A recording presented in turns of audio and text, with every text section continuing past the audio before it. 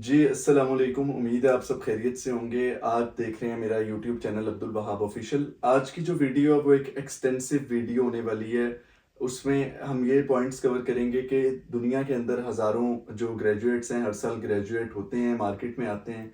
लेकिन क्या वजह है कि सिर्फ़ जिनको हम क्रीम कहते हैं, वही लैंड कर पाती है टॉप दुनिया की जो कंपनीज़ हैं, जैसे गूगल है, अमेज़न है। इस तरह की जितनी भी कंपनीज़ हैं, उनके अंदर वो कौन से ग्रेजुएट्स हैं जो काम करते हैं। जितने भी एक एवरेज स्टूडेंट या एवरेज इदारों से पास आउट होने वाले स्टूडेंट्स हैं, वो यही सोचते हैं कि शायद वो सिर्फ अमेरिका से जो ग्रेजुएट्स हैं, एमआईटी के, हार्वर्ड के, सिर्फ इस तरह के स्टूडेंट्स जो हैं वो लैंड कर पाते हैं। जो एवरेज इदारों के, इंस्टीट्यूशंस के, गवर्नमेंट यूनिवर्सिटीज़ वगैरह से पाकिस्तान में हज़ारों स्टूडेंट्स पास आउट होते हैं, वो क्यों नहीं लैंड कर पाते? यूनिवर्सिटीज़ का क्या डिफरेंस है, सिलेबस का क्या डिफरेंस है? क्या वो चीज़ें हैं जो आप अगर अपने 4 साल के बैचलर्स में इम्प्रूव करें या उन चीज़ों को आप अडॉप्ट करें, तो आपकी रेज़्यूमी, सीवी जो है वो बहुत स्ट्रॉन्ग हो जाती है, इंटरव्यू में लैंड करने के चांसेस बढ़ जाते हैं। इसके अलावा इंटरव्यूज़ को किस तरह क्रैक किया जाए, किस तरह आप मेक श्योर करें कि पहले तो आपको जो दुनिया की टॉप कंपनीज़ हैं, वो इंटरव्यू के लिए इनवाइट करें, बुलाएँ और उसके बाद वो ना सिर्फ़ आपको इनवाइट करें बल्कि आप उनके इंटरव्यूज़ में जाके इस चीज़ में कामयाब हो जाएँ कि आपको वो ऑफ़र दें किसी भी सीट की या किसी भी पोजीशन की। तो मेरे साथ आज मैं बहुत खुद को लकी महसूस कर रहा हूँ और आप तमाम लोगों के लिए बहुत ज़्यादा एक इन्फॉर्मेटिव और प्रोडक्टिव वीडियो होने वाली है। उन तमाम ग्रेजुएट्स के लिए या फाइनल ईयर स्टूडेंट्स के लिए या उन स्टूडेंट्स के लिए जो बहुत ज़्यादा एम्बिशियस हैं, जो उनके पास बहुत ज़्यादा रिसोर्सेज़ तो नहीं है, लेकिन वो हर टाइम इस चीज़ को डिग आउट करने में लगे होते हैं कि किसी तरह हमारे पास अच्छी यूनिवर्सिटीज़ के स्टूडेंट्स की इंफॉर्मेशन आ जाए कि क्या वजह है लम्स, नस्ट, आगा खान और जो दूसरी यूनिवर्सिटीज़ हैं, उनके बच्चे जो नेस्ले, यूनिलीवर टाइप जो टॉप कंपनीज़ हैं पाकिस्तान में या इंटरनेशनली, उनमें लैंड कर जाते हैं। जबकि जो गवर्नमेंट यूनिवर्सिटीज़ हैं, उनके बच्चे बहुत पीछे रह जाते हैं करियर में, एक करियर की दौड़ के अंदर। तो मेरे साथ अब्दुल्ला हैं, तो अस्सलाम वालेकुम अब्दुल्ला। वालेकुम अस्सलाम। अब्दुल्ला का थोड़ा-सा पहले तो हम इंट्रोडक्शन पूछ लेते हैं कि आपने क्या आपने अभी तक अपनी डिग्रीज़ वगैरह के बारे में बताएँ कि आपने आपके अभी एजुकेशनल बैकग्राउंड क्या है? Thank you so much first of all for having me. मेरा एजुकेशनल बैकग्राउंड ये है कि I have done my bachelors in mechanical engineering from NUST in Pakistan. और उसके बाद फिर मैंने पाकिस्तान में काम किया 2 साल पाकिस्तान स्टेट ऑयल में। और उसके बाद फिर मैं हंगरी में आया, which is a country in central Europe. और वहाँ से रिसेंटली मैंने अपना 2 साल का मास्टर्स कंप्लीट किया है, master of science in engineering management. और या that's my educational background. Abdullah ने बहुत ज़्यादा सिंपल अपना एक बैकग्राउंड एजुकेशनल बताया, लेकिन मैं इस चीज़ को थोड़ा-सा एक्सप्लेन मज़ीद कर देता हूँ उनके अचीवमेंट्स के साथ जो कुछ मुझे याद हैं।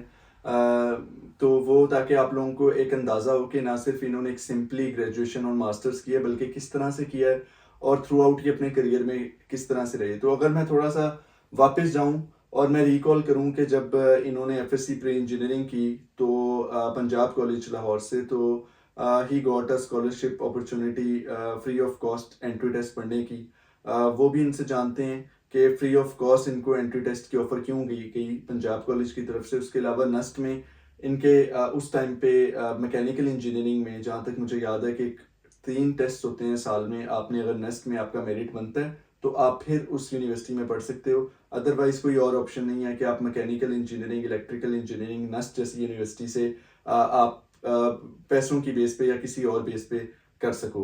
तो वो और उसके अलावा इन्होंने जो नस्ट का जो ग्रेजुएशन की वो अल्हम्दुलिल्लाह बहुत एक्स्ट्राऑर्डिनरी जीपीए के साथ की। और उसके अलावा जो इनका करियर है, जो इन्होंने कहा मैंने 2 साल की जॉब की, उसमें पाकिस्तान में कम्पिटिटिव टेस्ट होता है, एनटीएस जिसे कहा जाता है, और उसमें पूरे पाकिस्तान से एप्लीकेंट्स होते हैं और उसके अंदर ये कामयाब हुए।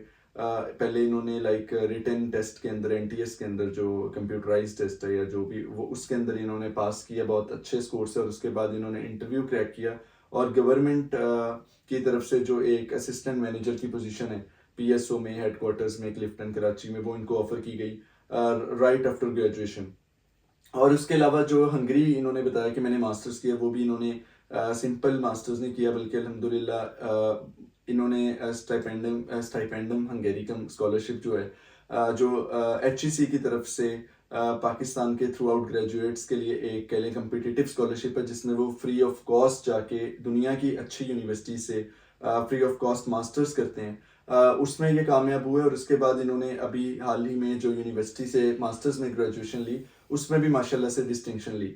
तो मैंने ये तमाम चीज़ें इसलिए बताई हैं कि इस बात में वेटेज ऐड हो कि जो मेरे साथ कैंडिडेट हैं, जो इंटरव्यू के लिए मैंने आज जिनको मैंने रिक्वेस्ट की है, वो कोई आम एक सिंपल ग्रेजुएट नहीं है जो luckily like step to step कहीं भी एंड अप हुआ जिनका सारा करियर और लकीली हुआ, बल्कि इसके पीछे इनकी बहुत ज़्यादा हार्ड वर्किंग, बहुत ज़्यादा रिसर्च और कह लें कि एम्बिशियस पर्सनालिटी है और ऑफ कोर्स माँ बाप की दुआओं और अल्लाह का करम है।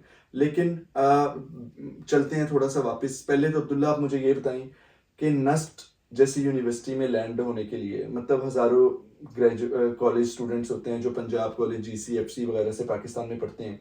तो नस्ट में जाने के लिए क्या वो चीज़ थी, क्या चीज़ है जो आप कहते हैं कि FSC स्टूडेंट्स के अंदर वो होगी तो वो नस्ट, लम्स वगैरह जैसी यूनिवर्सिटीज़ में लैंड करेंगे?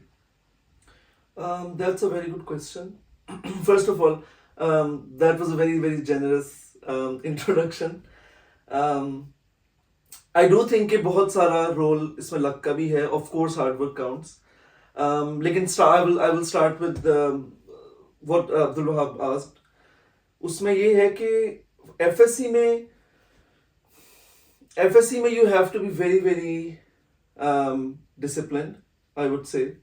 Or I think a lot of people who are watching know it already कि जो नस्ट का एंट्रेंस एग्जाम है, जिस तरह अब्दुल वहाब ने पहले भी बताया कि 3 एंट्रेंस एग्जाम्स होते हैं नस्ट के और basically they count the best of your scores. तो बेसिकली अगर आपने 2 दिए तो उसमें से जो बेटर वाला, या अगर आपने तीनों दिए तो उनमें से जो बेस्ट स्कोर है वो काउंट होता है नस्ट के, जब नस्ट का फाइनल एग्रीगेट काउंट होता है.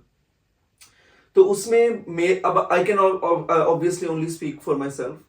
तो मेरे एक्सपीरियंस में ये था कि मैंने कोशिश की थी कि मैं अच्छा पढूं FSC में, और मैंने पढ़ा था अच्छा और अल्हम्दुलिल्लाह आई डिड वेरी वेल और that really helped.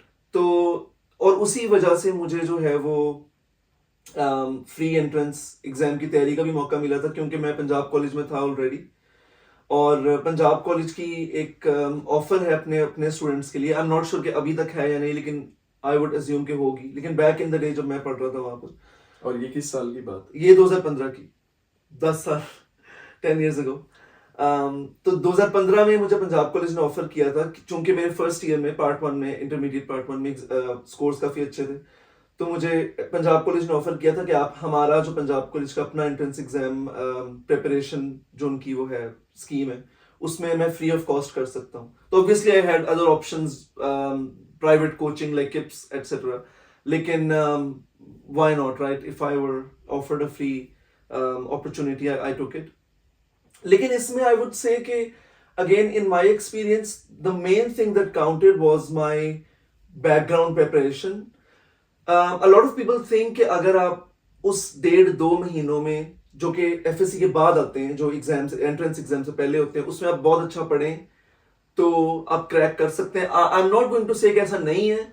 I am sure कि a lot of people can do that and have done that. लेकिन in my case वो 1.5 महीने जो है वो इतना काउंट नहीं किया उन्होंने, क्योंकि ऑलरेडी जो मेरे पिछले 2 साल थे FSC के, उसमें जो मेरे कॉन्सेप्ट्स हैं और थ्रू आउट जो कोर्सेज हैं इंक्लूडिंग केमिस्ट्री, फिजिक्स और मैथमेटिक्स, वो काफी स्ट्रॉन्ग बन चुके थे. तो उन 1.5 महीनों में it was all just about brushing up and polishing up और kind of revising and practicing some of the questions जो कि स्पेसिफिकली एंट्रेंस एग्जाम के फॉर्मेट पे आते हैं. लेकिन जो तैयारी है वो एज सच वो ऑलरेडी 2 साल पहले 2 साल में मेरी हो चुकी थी FSC के दौरान. तो दैट रियली हेल्प मी. और मैंने पहले NET 1 दिया दिसंबर ऑफ 2014. उसमें जो मेरा स्कोर बना था वो that was not enough for me to land in mechanical engineering, क्योंकि अब आई हैव हर्ड के कंप्यूटर साइंसेज जो हैं वो हाईएस्ट हैं नस्ट में. तो computer sciences is the most competitive program right now in NUST. लेकिन back in the day when I went in 2015, तो उस वक्त mechanical engineering was the toughest to get in. तो जो मेरा NET 1 था उसमें the score was not enough, और उसके बाद फिर I tried again in NET 3 which is the last one, जो कि आई थिंक जुलाई में था इन माय केस, और उसमें my score ended up quite well. Thank you very much. इससे एक चीज़ तो आपकी प्योरली डेडिकेशन शो होती है, और यहीं मैं एक कोट कोट करूँगा, जो नॉर्वेजियन स्की चैम्पियन है फीमेल्स में, उनका कोटेशन मैं पढ़ रहा था तो मेरी नज़र से गुजरा, और उन्होंने कहा कि लाइक वो मल्टीपल टाइम्स नॉर्वेजियन चैम्पियन बनी है और वर्ल्ड चैम्पियन भी बनी है स्कीइंग में. तो उनसे इंटरव्यू ने सवाल किया कि लाइक आप बार बार हर साल जीतती हैं, ओलंपिक्स जीती हैं और दूसरे टूर्नामेंट्स जीतती हैं, तो आप क्या कहेंगी? लाइक आप एक गांव से आई हैं, वो नॉर्वे के गांव के अंदर पैदा हुई और बहुत ज़्यादा एक्स्ट्रा ऑर्डिनरी लाइक उन्हें इन्वायरमेंट नहीं मिला. तो उन्होंने कहा कि मैं 90% हार्डवर्क और 10% लक को डेडिकेट करती हूँ, कि मतलब मैं बिलीव करती हूँ कि 90% जो बंदा एक चैम्पियन होता है उसके अंदर हार्डवर्क होती है, और 10% जो है लक भी, like on the exam day या on the day of tournament 10% luck भी मैटर करती है. तो 90% हार्डवर्क इट इज़. तो ये चीज़ जो है अब्दुल्ला के केस में भी हम आगे जाके भी देखेंगे, और अभी भी, कि कैसे इन्होंने आम एवरेज स्टूडेंट से ज़्यादा ही अपनी लाइफ को डिसिप्लिन रखा और अपने एम्स को क्लियर रखा. Thank you Abdullah. उसके अलावा आप मुझे ये बताओ कि आप जब नस्ट में गए तो आपके पास, इफ़ आई कैन रिकॉल, तो आपके पास मेरा ख्याल UET इंजीनियरिंग की भी ऑप्शन थी. UET is again a very prestigious organisation and institution, not organisation, institution in Pakistan. UET is a dream of all the engineering students, and so is NUST. तो आपके पास, जहाँ तक मुझे याद है, आपने UET में भी लाइक पास कर लिया था जो भी उनका टेस्ट था या वट एवर. तो आप थोड़ा सा बताओ कि नस्ट जब आप जा रहे थे तो आपने नस्ट को क्यों ऑप्ट किया, और उसके बाद जाके वहाँ आपका एक्सपीरियंस कैसा रहा, आपके डिसीजन सही था या नहीं? Again good question. उस वक्त 2015 में मेरे पास ऑप्शन थी आउट ऑफ फास्ट और पियास, जो कि इस्लामाबाद में एक यूनिवर्सिटी है, और नस्ट और UET. So I had gotten into pretty much the best universities at the time. और गुलाम इसहाक खान जो GI के इंस्टीट्यूट है, वहाँ मैंने एंट्रेंस एग्जाम नहीं दिया था because that was quite expensive. It still is I think for most of the students. और नस्ट मैंने इसलिए चूज की थी क्योंकि out of the options that I had, I think NUST, I would say NUST still is the best university in Pakistan. At least the best engineering university in Pakistan. और उस वक्त भी ऐसा ही था, 2015 में NUST was the best engineering university in Pakistan. So I think it was kind of a no-brainer. और जो जहाँ तक मेरे एक्सपीरियंस की बात, actually I would like to say one more thing is कि a lot of people don't try for NUST क्योंकि उनको लगता है कि वो बहुत महंगी है.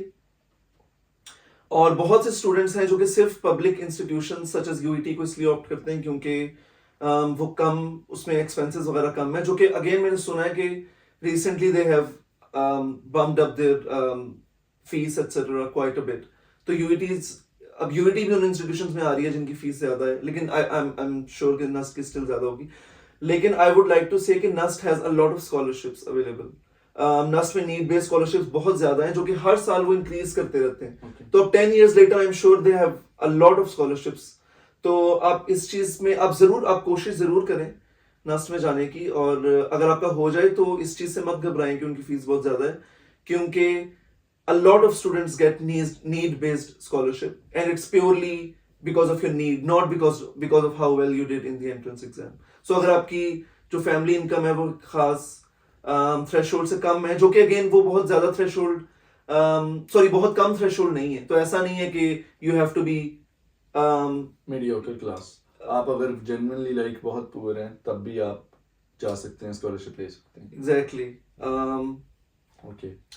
तो जहां तक मेरे एक्सपीरियंस की बात है, my experience was very very good NUST में. I think at the time I obviously I struggled quite a bit क्योंकि like I said, mechanical engineering was the toughest to get into, and with that comes a lot of competition. You are surrounded by people who are the best in Pakistan essentially. So it was a challenge to fit in.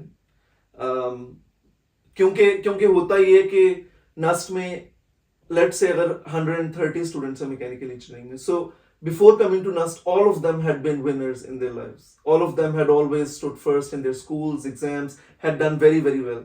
And when you put all of those people together in one class, Yeah. then it's Crazy it's not good. combination. It's a lot of competition, and NUST में relative grading होती है, so which makes it. But anyway, but overall, the thing is कि NUST में, but that is again that is also a good part as well. So a competition is one thing, but at the same time, that makes you more resilient. That makes you very, very tough. And although it I mean, it doesn't really do very well for your confidence at first, but eventually you realize कि बेशक आपने अपने उस batch में बहुत अच्छा नहीं किया, लेकिन when you get out into the real world, you realize कि that actually made you very, very prepared for a lot of other challenges, and not just academic challenges or professional challenges, but also challenges in personal life and real life as well. Or I think networking wise, there are a lot of people in your network that you know are going to do very well in life, and they do very well in life. So your circle and your network of people consists of people who achieve quite a bit career wise, or I think that's always a good thing. यहाँ से मेरा एक और question like rise होता है, और वो ये है कि आप नस्ट में जब जाते हो, या वो बच्चे जो नस्ट में जा रहे हैं, एक चीज़ तो उनको जो माहौल वहाँ पे मिल रहा है, उनकी जो क्लास है वो ऑलरेडी टॉपर्स से भरी हुई है, लाइक वो तमाम वो बच्चे हैं जो ब्रिलियंट रहे हैं अपनी लाइफ के अंदर, और अब वो सारे एक क्लास में हैं। तो ऑब्वियसली आपको खरबूजे को देख के जिस तरह रंग पकड़ता है, तो इसी तरह जब आप विनर्स के अंदर बैठे होते हो तो आप कहीं ना कहीं पॉलिश हो जाते हो। लेकिन इसके अलावा क्या वो चीज़ें हैं जो एक बच्चा जो नस्ट में नहीं है या नहीं जा सका, या दूसरे किसी एवरेज या लो एवरेज इंस्टीट्यूशन में है, अगर वो अडॉप्ट करे तो कहीं ना कहीं वो स्टैंड आउट करेगा लेटर ऑन आफ्टर ग्रेजुएशन? वो क्या चीज़ें हैं जो आप यूनिवर्सिटी के अंदर खुद से अडॉप्ट कर सकते हो? Like internships, like extra curricular activities, like कोई ऐसा पोर्टल है, यूट्यूब, अब तो चैट जीपीटी, व्हाट्सोएवर, तो क्या टूल्स हैं जो एक फर्स्ट सेकंड सेमेस्टर से ही बच्चा अडेप्ट करना शुरू कर दे तो वो आम बच्चों से उसका लेवल जो है वो बढ़ जाएगा? आई थिंक आजकल तो it's a whole different world. जिस तरह मैंने कहा कि मैंने 2015 में अपनी बैचलर्स की डिग्री शुरू की थी, तो उस वक्त it was a completely different thing, and it's true, chat GPT you mentioned, और अब तो एआई का दौर है और ऑनलाइन क्लासेस और वो सारा कुछ, तो it's a whole different ball game now.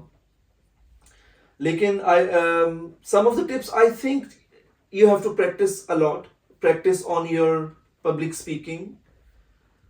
Practice on your hard skills. For example, if you're studying computer sciences, तो आपकी जो core skills हैं, अगर आप कोई languages आपको पढ़ा रही है आपकी यूनिवर्सिटी, computer languages, अगर आप lawyer बन रहे हैं तो जो भी आपका करिकुलम है, I think you have to be very very good at that. मैं engineering पढ़ रहा था, and I remember at the time जब I was approaching my final year और मैं interviews दे रहा था, तो सारे interviews they consisted of, the first part consists of your soft skills, and eventually they do ask you about your hard skills. तो अगर आप इंजीनियर हैं तो आपको पूछेंगे जो भी आपने पढ़ा है, आपके फेवरेट कोर्सेज कौन से थे, उनमें से लाइक एक्चुअल टेक्निकल क्वेश्चंस थोड़ा सा डिफाइन कर दें, हार्ड स्किल्स क्या हैं और सॉफ्ट स्किल्स क्या हैं? सॉफ्ट स्किल्स वो हैं जो कि which relate to your personality, I would say. For example, आपकी communication, Okay. आपकी collaboration, the way you collaborate with people, जिस तरह आप लोगों से बात करते हैं, आपका conflict resolution, यानी कि आपके पर्सनल ट्रेट्स जो हैं पर्सनालिटी के, ये सॉफ्ट स्किल्स में आ जाते हैं। Exactly. जो आपको पढ़ाई नहीं जाते यूनिवर्सिटी में, बल्कि आप इनको डेवलप करते हो, ग्रूम करते हो socially. ओके। लोगों बेसिकली जो आपके सोशल स्किल्स हैं, वो पढ़ाई नहीं जाते, लेकिन वो जिन इन्वायरमेंट्स में आप रहे होते हैं, आपका घर, आपका स्कूलिंग, आपकी जिन लोगों के साथ आपका उठना बैठना है, आपके दोस्त वगैरह, उन सब से आप ये चीजें पिक करते हैं काइंड ऑफ इंस्टिंक्टिवली या नेचुरली। जो हार्ड स्किल्स हैं वो चीजें हैं जो कि आपको प्रैक्टिस करनी पड़ती हैं, या anything that is learned essentially? I mean soft skills are also learned, but लेकिन hard skills is anything, for example कोई सॉफ्टवेयर हो गया आपका, माइक्रोसॉफ्ट वर्ड, कंप्यूटर स्किल्स, इस तरह की चीजें। अच्छा, यहाँ पे मैं एक पॉइंट ऐड करना चाहूँगा जो मेरा ख्याल है कि बहुत इम्पोर्टेंट है तमाम यूनिवर्सिटी स्टूडेंट्स के लिए। जहाँ तक मेरा एक्सपीरियंस है वो ये कि इंटर्नशिप्स आप लोग ज़रूर करें। लाइक इंटर्नशिप्स इज़ समथिंग जो आपकी सीवी में बहुत पहले से ही टैग्स लगाने शुरू कर देते हैं। लाइक आपके ऊपर टैग्स लगने लग जाते हैं। और हमारे दौर में भी जब हमने लाइक यूनिवर्सिटीज़ में पढ़ा, और हमसे पहले भी जो पाइनियर्स हैं, मतलब जिन्होंने हमसे 10-20 साल पहले पढ़ा और अब तक जो बच्चे जितने भी ग्रेजुएट्स हैं, अंडर ग्रेजुएट्स हैं, जो इंटर्नशिप्स करके मार्केट में आते हैं, ऑफ कोर्स, और एज कंपेयर टू वो बच्चे जो बिल्कुल एक चिट्टी नकोर सीवी लेके आते हैं जिसके ऊपर सिर्फ एक सीजीपीए मेंशन्ड होता है कि 4 में से 3.5 या 3.9 सीजीपीए है, लेकिन कोई इंटर्नशिप नहीं है, तो वो उसी टाइम ही स्टैंड आउट कर जाते हैं। यानी कि अगर आप किसी बहुत अच्छी कंपनी में नहीं भी जा रहे, जॉब लेना भी एक इम्पॉर्टेंट काम है पाकिस्तान में, ऐसा नहीं है। इस इंटरव्यू में हम वो तो कवर करेंगे ही, एक्सीलेंस की तरफ कैसे जाया जाए, उसके लिए तो मैंने अब्दुल्ला को इनवाइट किया है। लेकिन जहाँ तक मेरा एक्सपीरियंस है कि पाकिस्तान में अच्छी कंपनीज में या कंपनीज में जॉब हासिल करना भी एक बहुत चैलेंज होता है, ख़ास तौर पे जब आप बिल्कुल मार्केट में ग्रेजुएट होकर जाते हैं। यानी कि 100 बच्चों का बैच अचानक मार्केट में पास हुआ है, सबको पता है जी बैच पास आउट हो गया यूईटी का, अब सारे बच्चे सीवी लेके घूम रहे हैं, हर कंपनी में ही बच्चे जा रहे हैं सीवीज लेके। तो अगर इंटर्नशिप्स नहीं है आपकी, इंटर्नशिप क्या होती है? इंटर्नशिप ये होती है कि आप किसी भी कंपनीज को अप्रोच करते हैं जब आप पढ़ रहे होते हैं, और वो आप प्राइवेटली भी कर सकते हैं, आप यूनिवर्सिटी के थ्रू भी कर सकते हैं, आप प्रोफेसर्स के थ्रू भी करवा सकते हैं, सीनियर्स के थ्रू भी करवा सकते हैं। तो आपको वो एक प्रैक्टिकल लाइक ऑफर देते हैं कि जिस तरह आप आके हमारे इदारे के अंदर जो हमारे रोल्स हैं, जैसे अगर आप इंजीनियर हैं तो आप आके इंजीनियर्स के साथ काम करें एज एन इंटर्नी, तो आप वो देखें कि किस तरह से काम हो रहा है, तो पूरा प्रोसेस देखते हैं, पूरा फ्लो देखते हैं। तो ये चीज़ें जो है वो आप सीखते हैं। बेसिकली जो आप काम सीखते हैं कह लें कि वो उसे इंटर्नशिप कहा जाता है। और इंटर्नशिप्स जो है वो मुझे तो पूरी लाइफ में बड़ी हेल्प आउट की हैं। और इफ़ आई रिमेंबर तो आपने भी इंटर्नशिप्स थ्रू आउट की अपने 4 जी, साल में। Basically the thing about internships is कि जब आप फाइनल ईयर में होते हैं और आप जब जॉब इंटरव्यूज दे रहे होते हैं, internship is nothing more than basically getting a witness कि आपने इस तरह का काम पहले किया हुआ है, दैट्स ऑल। ठीक है, ऑब्वियसली आपको हार्ड स्किल्स मिलती हैं इंटर्नशिप में। अगर आप फॉर एग्जांपल अगर आप किसी पावर प्लांट में इंटर्नशिप कर रहे हैं तो यू गेट टू सी कि असल में काम कैसे हो रहा है, कूलिंग टावर्स कैसे दिखते हैं, जनरेटर्स कैसे दिखते हैं, टर्बाइंस कैसे दिखती हैं, all of those things which is always good. अगर आप, I am speaking as an engineer क्योंकि मैंने इंजीनियरिंग की है, लेकिन इट काउंट्स फॉर एवरीथिंग। अगर आप डॉक्टर हैं, आई नॉट श्योर डॉक्टर्स करते हैं इंटर्नशिप नहीं, लेकिन basically that is one thing. लेकिन जब आप फाइनल ईयर में होते हैं और आपको इंटर्नशिप किस तरह हेल्प करती हैं, एक तो जो इंटर्नशिप का ब्रांड है, जिस तरह अब्दुल वहाब ने कहा कि it reflects well on your resume. लेकिन दूसरी चीज ये है कि जब वो आपसे आपके फाइनल ईयर में आपकी फुल टाइम जॉब से पहले पूछते हैं कि tell us about a time when you worked on so and so, for मैं आपको एग्जांपल देता हूं कि tell us about a time when you had a challenging boss, ठीक है, and how did you navigate that. अब उन्हें भी पता है कि आप एक स्टूडेंट हैं, आपका कोई बॉस एज सच नहीं रहा है पहले, ठीक है।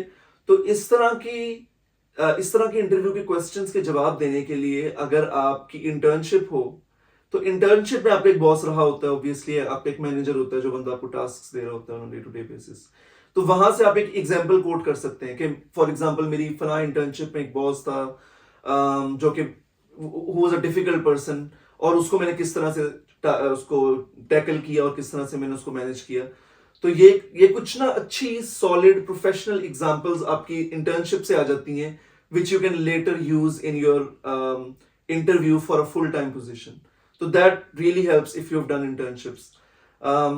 इसके अलावा आई थिंक सो कनेक्शंस भी बन जाते हैं। मुझे याद है कि मैंने जहाँ जहाँ इंटर्नशिप की थी अपने लाइक यूनिवर्सिटी लाइफ में, तो मुझे वहाँ वहाँ मैंने बाद में जॉब भी की, लाइक इंडस्ट्रीज में और उन सेक्टर्स में जहाँ जहाँ मैंने इंटर्नशिप की, लाइक जिनके इंटर्नशिप सर्टिफिकेट्स मेरे पास हैं, तो वहीं से बाद में मुझे जॉब भी ऑफर हुई। लाइक मैं सक्सेसफुल रहा वहाँ पर जॉब करने में। तो ऑफ कोर्स जब आप इंटर्नशिप करते हैं, किसी इदारे में जाते हैं, तो वहाँ पे आप कनेक्शंस भी बना लेते हैं और वो इदारा आपके ऊपर ट्रस्ट भी करता है कि जिस बच्चे ने इंटर्नशिप के अंदर आके इतनी एफर्ट की, सीखा, अपनी टाइमलाइन के अंदर चीज़ें अडॉप्ट की, तो वाई नॉट वो आपको ऑफर देते हैं दोबारा। इस चीज़ को भी एक बड़ा पॉजिटिव इम्पैक्ट पड़ता है। और लाइक ये हमेशा से एक ब्रांडिंग होती है। मुझे याद है कि मैं अगर आपको एक मज़े की बात बताता चलूँ, तो मेरा जो इंटर्नशिप का टाइम था, तो मैंने फर्स्ट ईयर में, लाइक जब मैं यूनिवर्सिटी में फर्स्ट ईयर में था, तो मुझे शौक था कि मैं इंटर्नशिप करूं। और मैंने अपने सीनियर से लाइक पूछा, तो उन्होंने मुझे कहा जी इंटर्नशिप्स जो है वो थर्ड ईयर से स्टार्ट होती है। थर्ड ईयर से पहले, क्योंकि मेरी 5 साल की डिग्री थी, तो तीसरे चौथे पाँचवें साल में उन्होंने कहा कि आपको समर्स में इंटर्नशिप्स ऑफर होती हैं, पहले दूसरे साल में मुश्किल होती है। तो मैं एक लाइक अपनी मैंने सीवी प्रिंट करवाई और मैं मोटरसाइकिल के ऊपर डिफरेंट जगह पे जो जो पॉसिबल लाइक मुझे लग रहा था कि यहाँ पे मेरी इन ऑर्गेनाइजेशंस में हो सकती है, तो मैं जब भी जाता था तो वो मुझे कह रहे थे कि नहीं आप किस साल में हो, तो मैंने कहा मैं पहले साल में हूँ। तो उन्होंने कहा नहीं, हम तो मिनिमम लाइक सेकेंड ईयर से ऑफर करते हैं, क्योंकि अभी तो आप बहुत बेसिक हो।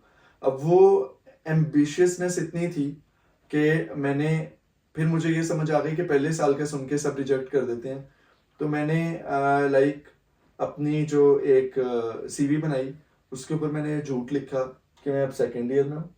और मैं फिर एक हॉस्पिटल के अंदर गया वहाँ पे मुझे आज भी मेरा उनके साथ कांटेक्ट है।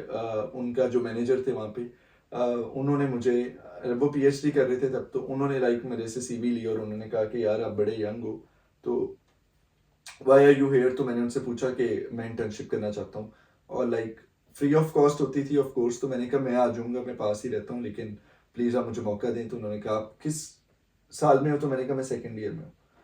तो मैंने थोड़ा सा लाइक ब्लफ किया, लेकिन वो चल गया। लेकिन इट शोज लाइक कि कितना शौक था मुझे। और सॉरी, इस तरह जो है ना, ये एक मतलब मुझे अचानक से याद आ गई। लेकिन उसके बाद फिर मैंने शौकत खानम, जो बहुत एक मशहूर हॉस्पिटल है पाकिस्तान में, उसमें भी मुझे याद है कि मुझे लाइक मिल नहीं रही थी इंटर्नशिप। तो इस तरह से हुआ कि मैंने वहाँ पे एक वॉलंटियरशिप निकली जो मैंने की, क्योंकि मुझे बस टैग चाहिए था। Like I wanted to see the atmosphere there, वहाँ क्या क्या उस ऑर्गेनाइजेशन के अंदर जाना चाहता था। लाइक वो इतनी बड़ी, उस टाइम पे जब आप हज़ारों ग्रेजुएट्स मार्केट में होते हैं, तो जो टॉप नेम्स हैं वो तमाम बच्चों के लिए बहुत ज़्यादा एक लाइक होते हैं, अचीवमेंट आपको होता है कि यार मैंने अपनी सीवी के ऊपर ये नाम ज़रूर लगाना है। और से नाम के अलावा भी आप जो टॉप ऑर्गेनाइजेशंस हैं, आप बहुत ज़्यादा इंप्रेस होते हैं, आप चाह रहे होते हैं कि यार मैं किसी तरह क्यूरियस होते हैं कि मैं इनके अंदर किसी तरह चला जाऊँ, मैं देख लूँ काम कैसे होता है। तो मुझे इंटर्नशिप शौकत खानम में नहीं मिल सकी, लेकिन I was very like ambitious at that time, और लाइक दुआ भी करते थे, कोशिश भी करते थे, कनेक्शंस भी ढूंढते थे।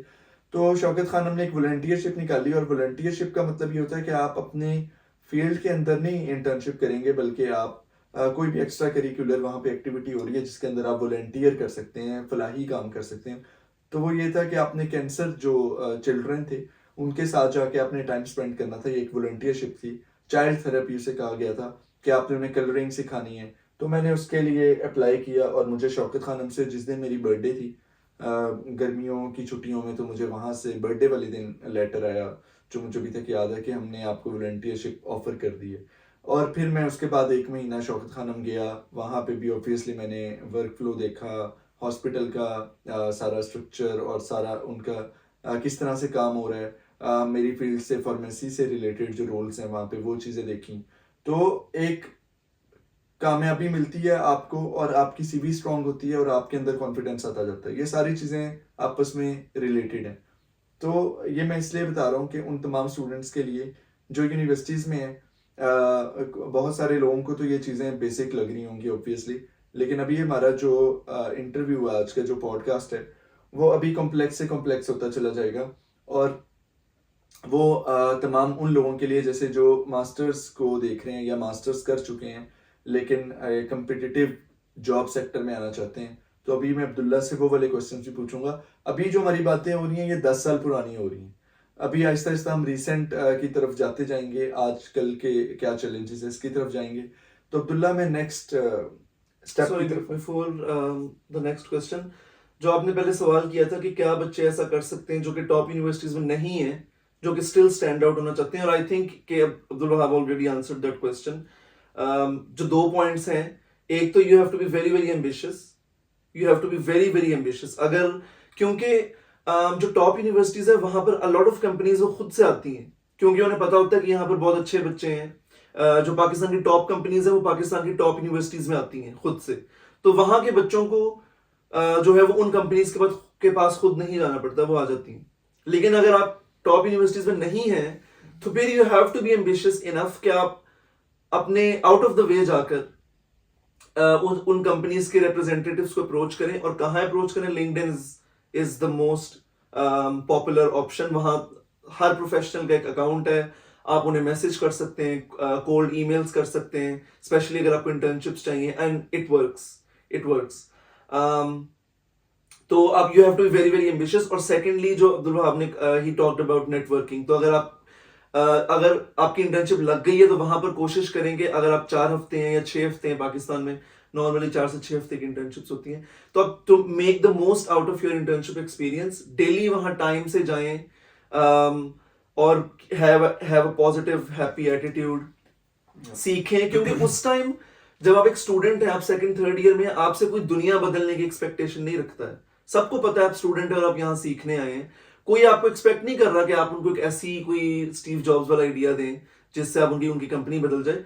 All they need from you is a good attitude. ठीक है, तो गुड एटीट्यूड लेकर जाएं, it reflects on your personality very very positively. और उसी से जो है आप अगर बी वेरी वेरी क्यूरियस, ठीक है, तो ask a lot of questions, इससे पता चलता है कि आप जो है वो सीखना चाहते हैं। और इसी तरह ही होता है कि जब आप 4 या 6 हफ्ते बाद अपनी इंटर्नशिप से जा रहे होते हैं, तो अगर आपने if you played your cards right, अगर आपने लोगों को इम्प्रेस किया है, तो you might have a chance कि वो आपको अगले साल बुलाएं, या अगर वो आपसे पूछें कि अच्छा भाई आप कब ग्रेजुएट हो रहे हो, वो आपकी ईमेल ले लें या आप उनकी ईमेल ले लो और keep in touch with them. ठीक है, तो I have seen a lot of people get jobs इस तरह से। नेटवर्किंग इज क्वाइट इंपॉर्टेंट, ये मैं भी इस चीज़ को लाइक सेकंड करूंगा। और मेरी लाइफ में तो नेटवर्किंग ने बहुत ज़्यादा रोल प्ले किया। उसकी रीज़न ये है कि जैसे मैंने बताया कि यूनिवर्सिटी से ही जो मेरे सीनियर्स थे उनके साथ मेरा क्योंकि एक बॉन्ड बहुत अच्छा था, हमारा कनेक्शन बहुत स्ट्रॉन्ग था, तो फिर आपको हमेशा से हेल्प आउट करते हैं अच्छे सीनियर्स, अच्छे कोलीग्स।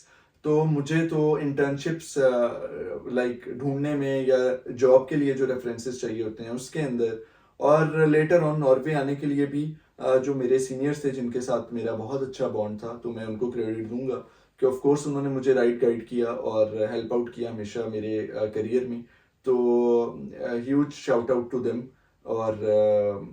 और ये एक ऐसी चीज़ है कि जो बाद में लेटर ऑन मैंने भी किया, लाइक मैंने भी बहुत सारे जूनियर्स को हेल्प आउट किया जॉब्स में आने के लिए या इंटर्नशिप्स में आने के लिए, और एक अच्छा लाइजॉन बन जाता है, एक चेन बन जाती है इस तरह एलुमनाई की जो करंट ग्रेजुएट्स होती हैं उनके साथ।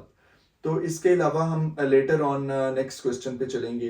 अब्दुल्ला, जब आप ग्रेजुएट हो गए तो आपने जो एक कम्पिटिटिव एग्ज़ाम दिया और आपने जॉब पीएसओ के अंदर ली जो कि प्योर कम्पिटिटिव जॉब थी। पहले तो आप अपना वो जॉब का टाइटल और उसे डिस्क्राइब करें कि वो क्या पोजीशन थी और वो क्यों चैलेंजिंग है, और फिर हम चलेंगे कि वो आपने कैसे हासिल की। बेसिकली पीएसओ जो है वो पीएसओ का एक एनुअल मैनेजमेंट ट्रेनिंग प्रोग्राम होता है, और उस प्रोग्राम में मैंने अप्लाई किया था। और उसका प्रोसेस ये है कि पहले आपका एक टेस्ट होता है एनटीएस के थ्रू, जिस तरह अब्दुल वहाब ने पहले बताया। और उस टेस्ट के क्या, यू टेक द टेस्ट, और उसके बाद उस टेस्ट का एक स्कोर आता है, और उस स्कोर जो एक खास थ्रेशोल्ड होता है उसके ऊपर जो जिन बच्चों का स्कोर होता है, आई think at the time it was 75, तो 75 आउट ऑफ 100। अगर आपके 75 से ऊपर हैं तो फिर वो आप जो एनटीएस जो इदारा है वो आपका नाम पीएसओ की एचआर को, या I think it's a third party which recruits for PSO, तो उस थर्ड पार्टी को आपके स्कोर भेज देते हैं और आपके नाम और आपकी डिटेल्स। उसके बाद they reach you out for an interview, और उसके बाद there are 2 rounds of interviews. तो जो फाइनल राउंड है वो आपके जो future let's say general manager हैं उनके साथ होता है, और I think the general manager of HR is also there. और दूसरा ये कि कंपेटिटिव ये है फॉर ऑब्वियस रीजंस। एक तो ये है कि PSO is a public company, it has a good reputation और it's a very very I would say popular company as well. आप पीएसओ के जो पेट्रोल फ्यूल आउटलेट्स हैं वो आप देखते हैं तो हर बंदा everybody is aware of the brand. और तो because of that there is a lot of competition, बहुत सारी एप्लीकेशंस आती हैं। और मेरे जब जिस साल मैंने ज्वाइन किया था पीएसओ उस साल सिर्फ 15 सीट्स थी उनकी। और and I was fortunate enough to be one of those 15 people. पूरे पाकिस्तान में से 15 लोगों ने पीएसओ में उस साल लाइक सक्सेसफुल रहे अचीव करने में पोजीशन, और Abdullah was one of them माशाल्लाह। सो क्या वो चीज़ें थी जो आपने टेस्ट में जिन्होंने आपको इस काबिल बनाया कि आप टेस्ट पास करो और लेटर ऑन इंटरव्यू पास करो, वो क्या चीज़ें हैं जो आप ग्रेजुएट से शेयर करना चाहेंगे which help you stand out? Good question. जो आपका I will start with NTS test. जो टेस्ट है, बल्कि actually I would start with resume. जब आप अप्लाई कर रहे होते हैं तो रेज्यूमे में ये है कि you have to be very very specific. The more specific a resume is the better it is. तो और व्हेन आई से स्पेसिफिक आई मीन कि आप जॉब की जो जॉब डिस्क्रिप्शन है उसको देखें कि for example in my case मैंने मैनेजमेंट ट्रेनिंग इंजीनियर के लिए अप्लाई किया था, तो it's a technical position right. और वो एक डिस्क्रिप्शन भी देते हैं कि आप what your job could look like. तो जितने भी ट्रांसफरेबल स्किल्स हैं, चाहे वो सॉफ्ट स्किल्स हैं चाहे वो हार्ड स्किल्स हैं, जो कि आपको लगता है कि ट्रेनिंग इंजीनियर करता है पीएसओ में। और back in the day I did not have chat GPT, अब तो आप चैट जीपीटी से भी पूछ सकते हैं। Just copy paste that job description in chat GPT and ask chat GPT कि मुझे इससे रेलिवेंट जो है, और आप चैट जीपीटी को अपना बता सकते हैं कि मेरा ये बैकग्राउंड है, मैंने ये डिग्री की हुई है, ठीक है, और ये वो जॉब है जिसके लिए मैं अप्लाई करने लगा हूँ, ठीक है। तो आप जो है इससे मुझे रेलिवेंट कीवर्ड्स जो हैं, या जो अगर आपकी कोई इंटर्नशिप्स हैं, फॉर एग्जांपल आपने लेट्स से आपने डेस्कॉन में इंटर्नशिप किया या आपने मिल्लत ट्रैक्टर्स में इंटर्नशिप की है और आप पीएसओ में अप्लाई करने लगे हैं, ठीक है। तो आप पीएसओ की जो जॉब डिस्क्रिप्शन है वो चैट जीपीटी को दें, और आपने जो काम किया अपनी प्रीवियस 2 इंटर्नशिप्स में वो दें, ठीक है। उसके बाद आप चैट जीपीटी को कहें कि मेरी जो जॉब डिटेल्स हैं, जो मेरी इंटर्नशिप की, उसको उस तरह से पैराफ्रेज करें या रीफ्रेज करें कि वो पीएसओ की जॉब डिस्क्रिप्शन के बिल्कुल मैच कर जाएं, ठीक है। या वो वाले राइट कीवर्ड्स यूज करें, चैट जीपीटी नोज बेस्ट, ठीक है। और आप जो है अपनी सीवी को बेसिकली रीवैम्प करें। I think in my personal experience you have to tailor your resume as much as possible and for as many jobs as possible. ऐसा नहीं है कि आप एक टेक्निकल रेज्यूमे बनाएं और उसको फिर हर टेक्निकल जॉब में अप्लाई करें। I mean I think it works but not as well. अगर आप हर जॉब में every single job that you apply for, हर जॉब का जॉब डिस्क्रिप्शन अलग है, तो you have to make every like one resume per job that you are applying. It's a lot of hard work, I know, but it works wonders. So this is kind of my trick. और लेकिन I think in PSO it wouldn't matter that much, क्योंकि I think it mainly matters अगर आप थोड़ा 2-3-4 साल experience वाली positions में apply कर रहे हैं, because for them for those positions you have to be very very specific. For trainee positions you kind of you can have sort of a jack of all trades kind of an experience and you can still sort of go through. लेकिन I would still recommend कि आप अपने highly specific resume बनाएं, क्योंकि वो resume जो है वो आपके final interview तक जाएगी। final interview तक जो है वो आपको दोबारा से अपनी resume कहीं किसी स्टेज पे दोबारा से रीसबमिट करने का मौका नहीं मिलता है। तो आपके फाइनल इंटरव्यू में जो आपके फ्यूचर जनरल मैनेजर हैं उनके हाथ में आपकी वही सीवी होगी जो आपने शुरू में अपनी एप्लीकेशन के टाइम सबमिट करवाई हुई है। तो it's always a good idea कि अपनी रेज्यूमे जो है उसको रीवैम्प करें और रीटेलर करें हर जॉब पोजीशन के लिए। तो this is the first step. Once you apply, उसके बाद आप एनटीएस का टेस्ट देते हैं इन पीएसओ's केस। और जो एनटीएस का टेस्ट है that consist of some technical questions, some English verbal questions and some analytical or I would say sort of IQ questions. तो उनकी प्रैक्टिस आप कर सकते हैं. The best way to score as high as possible is to practice obviously. और आप online questions देख सकते हैं. ऑनलाइन बहुत सारी वेबसाइट्स हैं. फॉर एग्जांपल इल्म की दुनिया is just one that comes to my mind right now. लेकिन बहुत सारी वेबसाइट्स हैं जो कि आपको प्रैक्टिस करवा देती हैं उस तरह के क्वेश्चंस के लिए. और hopefully if you do well तो उसके बाद जो इंटरव्यूज हैं those are very kind of, in my case I can tell you my experience. जो मेरा फर्स्ट इंटरव्यू था पीएसओ के साथ एनटीएस के टेस्ट के बाद, वो sort of it was just like a personality interview. They were just asking me about my motivation और मैं क्यों जाना चाह रहा हूँ पीएसओ में और why do I think I make the right candidate. I think again back in the day it was just a lot of brainstorming. जब मैंने अप्लाई किया था तो it was just a lot of brainstorming. आप खुद बैठ के सोचते हो कि यार अच्छा मैंने क्यों अप्लाई किया है, इसका क्या सही जवाब हो सकता है. या in my case I actually knew a senior of mine from university and I was constantly in touch with him throughout the whole process. ठीक है, तो that helped me a lot. क्योंकि जब भी मेरा कोई इंटरव्यू होना, मुझे कुछ आना, तो मैंने अपने उस सीनियर को अप्रोच करना और उनसे पूछना कि इस टाइम मैं इस स्टेज पे खड़ा हूँ तो उनका एक्सपीरियंस कैसा था and he help me a lot. तो I think that also help me. तो you can do that, but of course nowadays you can just go to ChatGPT or any of the generative AI platforms और आप उनसे पूछ सकते हैं कि आपका ये जो है वो पर्सनैलिटी इंटरव्यू होने वाला है, इसमें किस तरह के सवाल मुझसे पूछे जा सकते हैं और मैं किस तरह के जवाब दे सकता हूँ. और chat GPT is excellent. Chat GPT will give you a list of questions जो कि मोस्ट कॉमनली इंटरव्यूज में पूछे जाते हैं और आप उनको किस तरह से बेस्ट आंसर कर सकते हैं. तो nowadays I think it's very very helpful to refer to ChatGPT. और फिर उसके बाद एक फाइनल इंटरव्यू हुआ था which was more technical I would say. और उसमें जो चीज मेरे काम आई थी वो एक तो मेरी इंटर्नशिप्स आई थी और एक मैं उस टाइम जब मैं I was going through the process of interviewing for PSO, मैं एक ऑलरेडी जॉब कर रहा था फैसलाबाद में आई थिंक. और उस that job was also quite technical और उसमें मैं एक प्रोजेक्ट इंजीनियर था एसेंशियली और I was on ground a lot. तो उस वक्त जो transferable technical and soft skills मेरी उस टाइम डेवलप हुई थी वो मैंने अपने इंटरव्यू में बताई. लेकिन you don't have to worry if you don't have a full time job experience. इसीलिए जिस तरह हम लोगों ने कहा कि आप internships are very very important, तो this is where they help. जब आप एक फाइनल इंटरव्यू में होते हैं एक फुल टाइम जॉब के लिए और आपसे पूछा जाता है कि अच्छा अगर आपने कभी इस तरह की सिचुएशन टैकल की है या नहीं की तो हमें बताएं उसके बारे में. तो अगर आपने इंटर्नशिप्स की हो, इन माय केस मैं एक फुल टाइम जॉब कर रहा था ऑलरेडी, तो मैंने उससे कुछ एग्जांपल्स कोट की and it was a technical job so it helped.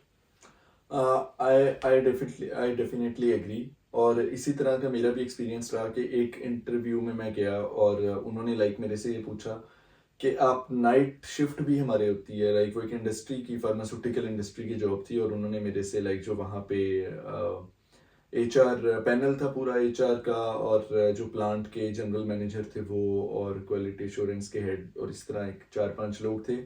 और उनमें से मुझे याद है कि जो डायरेक्टर थे प्लांट के, उन्होंने कहा जी यहाँ पे नाइट शिफ्ट्स भी बड़ी होती हैं तो बच्चे आप जॉब कर लोगे. एंड मज़े की बात ये थी कि मैं ऑलरेडी एक कंपनी से नाइट शिफ्ट करके ही जा रहा था इंटरव्यू पे. मैं सोया नहीं था बल्कि मैं मुझे पता था सुबह इंटरव्यू है तो मैं घर से ही जब मैंने नाइट शिफ्ट की तो उसके बाद मैं अपना पेंट कोट साथ रख के लेके गया और मैं वहीं से ही तैयार श्यार होके और मैं सीधा फ्रेश होके जॉब पे चला गया. तो मैंने उन्हें ये चीज़ें मुझे बड़ा हेल्प किया वहाँ पे, क्योंकि जब आप कोई भी जॉब छोटी नहीं होती. तो अगर आप कहीं जॉब कर रहे हो 100% कर रहे हो, चाहे वो आपकी ड्रीम ऑर्गेनाइजेशन नहीं है, लेकिन उसका एक्सपीरियंस आपको समहाउ हेल्प करेगा, सपोर्ट करेगा. तो हालांकि जो मैं जॉब कर रहा था वो इंडस्ट्री की नहीं थी, लेकिन उस एक क्वेश्चन ने ही मुझे हेल्प आउट किया. जब उन्होंने कहा कि आप नाइट शिफ्ट कर लोगे तो मैंने कहा जी मैं अभी नाइट शिफ्ट से ही आ रहा हूँ सीधा आपके पास. तो वो सारे दे वर एस्टोनिश्ड के वाओ कि बड़ा अच्छा जवाब है. दे वर नॉट एक्सपेक्टिंग, उन्हें यही लग रहा था कि सारे यही कहते हैं जी मैं कर लूँगा. तो जब मैंने कहा जी मैं अभी करके नाइट शिफ्ट से ही सीधा आ रहा हूँ आपके पास तो मेरे लिए मसला नहीं है, तो उस बात में वेटेज हुआ और उस जॉब ने मुझे हेल्प किया, रादर देन कि आप घर बैठे रहें और आप कहें जी जब मुझे ड्रीम जॉब मिलेगी तभी मैं स्टार्ट करूंगा, तब तक मैं जॉबलेस रहूंगा, तो आप स्टैंड आउट हो जाएंगे उस रेस से। अब्दुल्ला ने जो बातें बताई हैं, ऑफ कोर्स हर स्टेज में जो भी हमारे व्यूअर्स हैं, हर व्यूअर की स्टेज डिफरेंट होगी। कुछ एफएससी के बच्चे होंगे, कुछ यूनिवर्सिटीज़ के होंगे, कुछ ग्रेजुएट्स होंगे जो अभी अपनी ड्रीम जॉब नहीं कर रहे, कुछ मास्टर्स में होंगे, कुछ मास्टर्स के बाद, और कुछ लेटर ऑन जो कह लें मैनेजरियल पोजीशंस पे हैं, वो भी इस तरह के इंटरव्यूज देख रहे होते हैं। क्योंकि हम लोग हर स्टेज पे कुछ सीखते हैं। मैंने भी अभी, मेरे लिए एक बड़ी अच्छी चीज़ थी जो मुझे पॉइंट जो मैं भी यूज़ कर सकता हूँ, कि जैसे अब्दुल्ला ने कहा कि आप हर इंटरव्यू के लिए या हर जॉब के लिए आप अपनी रेज्यूमे को थोड़ा बहुत एडिट करो और इट हेल्प्स अ लॉट। तो दिस इज समथिंग कि जो अब्दुल्ला ने अपना ट्रिक शेयर किया, और I am very sure, pretty sure of it, कि तभी ये इस तरह के जो स्टूडेंट्स हैं इनको मेजोरिटी अच्छी कंपनी से कॉल आती है। बिकॉज जो एवरेज स्टूडेंट है, आम स्टूडेंट जो है, वो एक सीवी बनवाता है बाजार से 400 रुपया देके, और वो फिर उस सीवी को अशरफ चौधरी, मैं मजाक से कह रहा हूँ, अशरफ चौधरी साहब बहुत अच्छे हैं और मेरे मेंटोर्स में से हैं, लेकिन वो मेरे नाम जेन में आ गया कि वो एक 400 या 1000 रुपए की एक सीवी बनाते होते थे, गुरिल्ला सीवी बैक देन। अभी भी वो बनाते होंगे और वो बहुत अच्छी है, और आपको ज़रूर ट्राई आउट करना चाहिए। मैं उसको जस्ट एक मजाक के पहलू से याद कर रहा हूँ कि मून मार्केट में भी सीवीओं की एक 500 रुपए की फीस की प्रोफेशनल सीवी लगी होती थी, कि आप एक सीवी बनवाई हमसे और उसके बाद आप पुलिस में अप्लाई करें, दुनिया में जहाँ पे अप्लाई करें आपको कॉल आ जाएगी।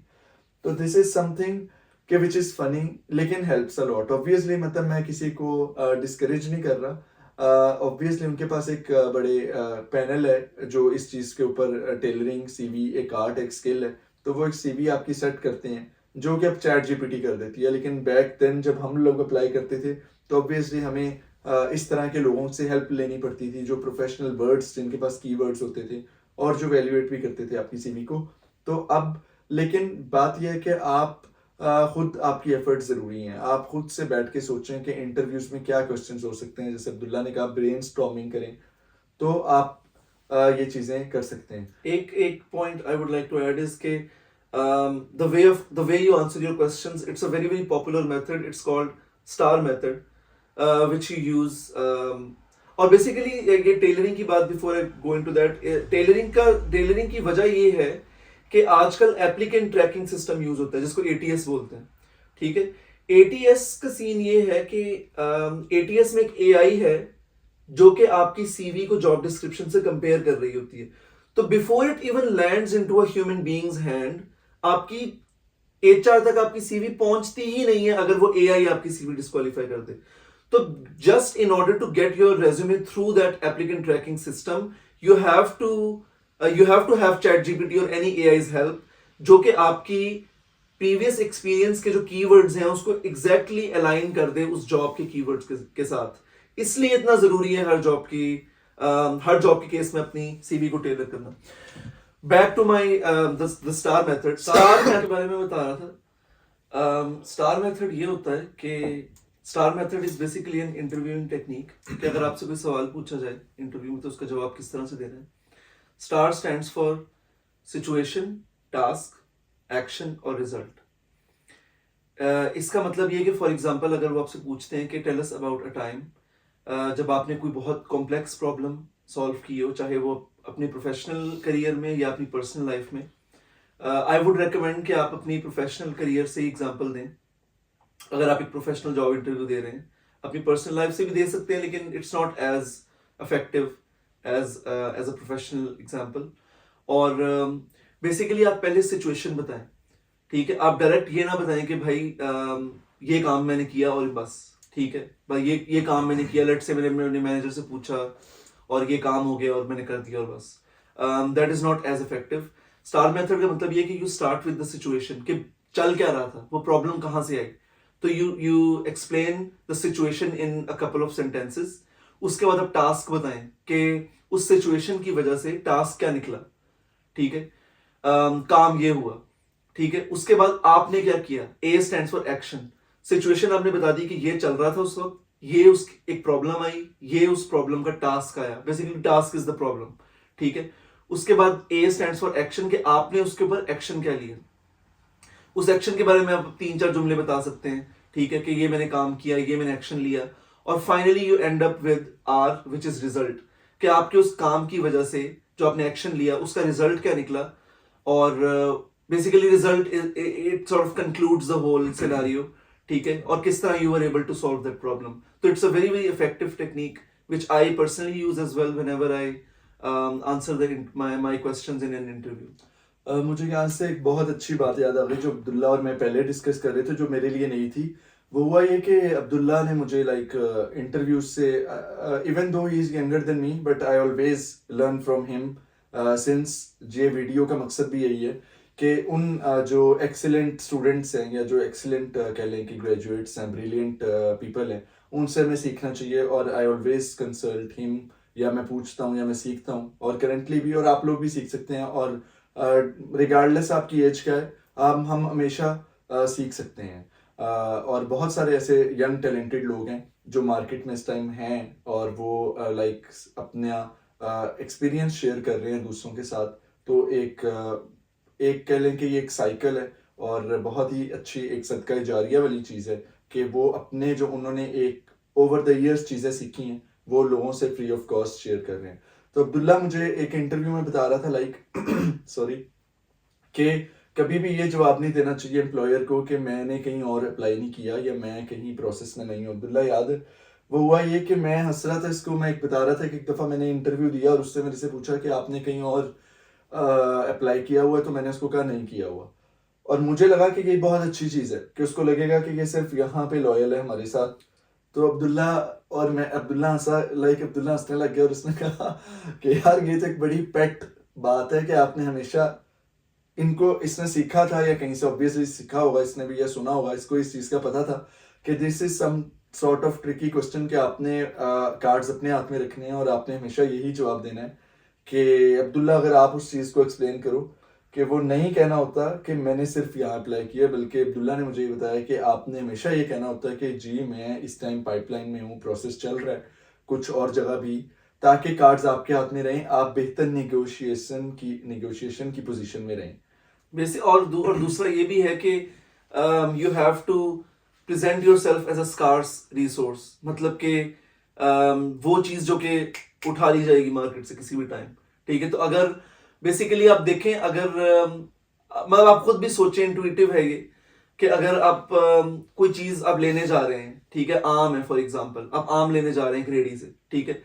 अब आप देख रहे हैं कि यार उसका और कोई ग्राहक नहीं है, ठीक है, आप गए हैं, आप कह रहे हैं कि यार ये ना आम तो ये अच्छा है, ठीक है, लेकिन कोई भी इसको और नहीं लेने आ रहा, तो चलो ठीक है, मैं ना और रेडियो से देख आता हूँ आम, इसके पास तो रश लगा नहीं हो, मैं वापस आ जाऊंगा, अगर मुझे कोई और ना अच्छे आम मिले तो मैं इससे ले लूंगा, कोई मसला नहीं है.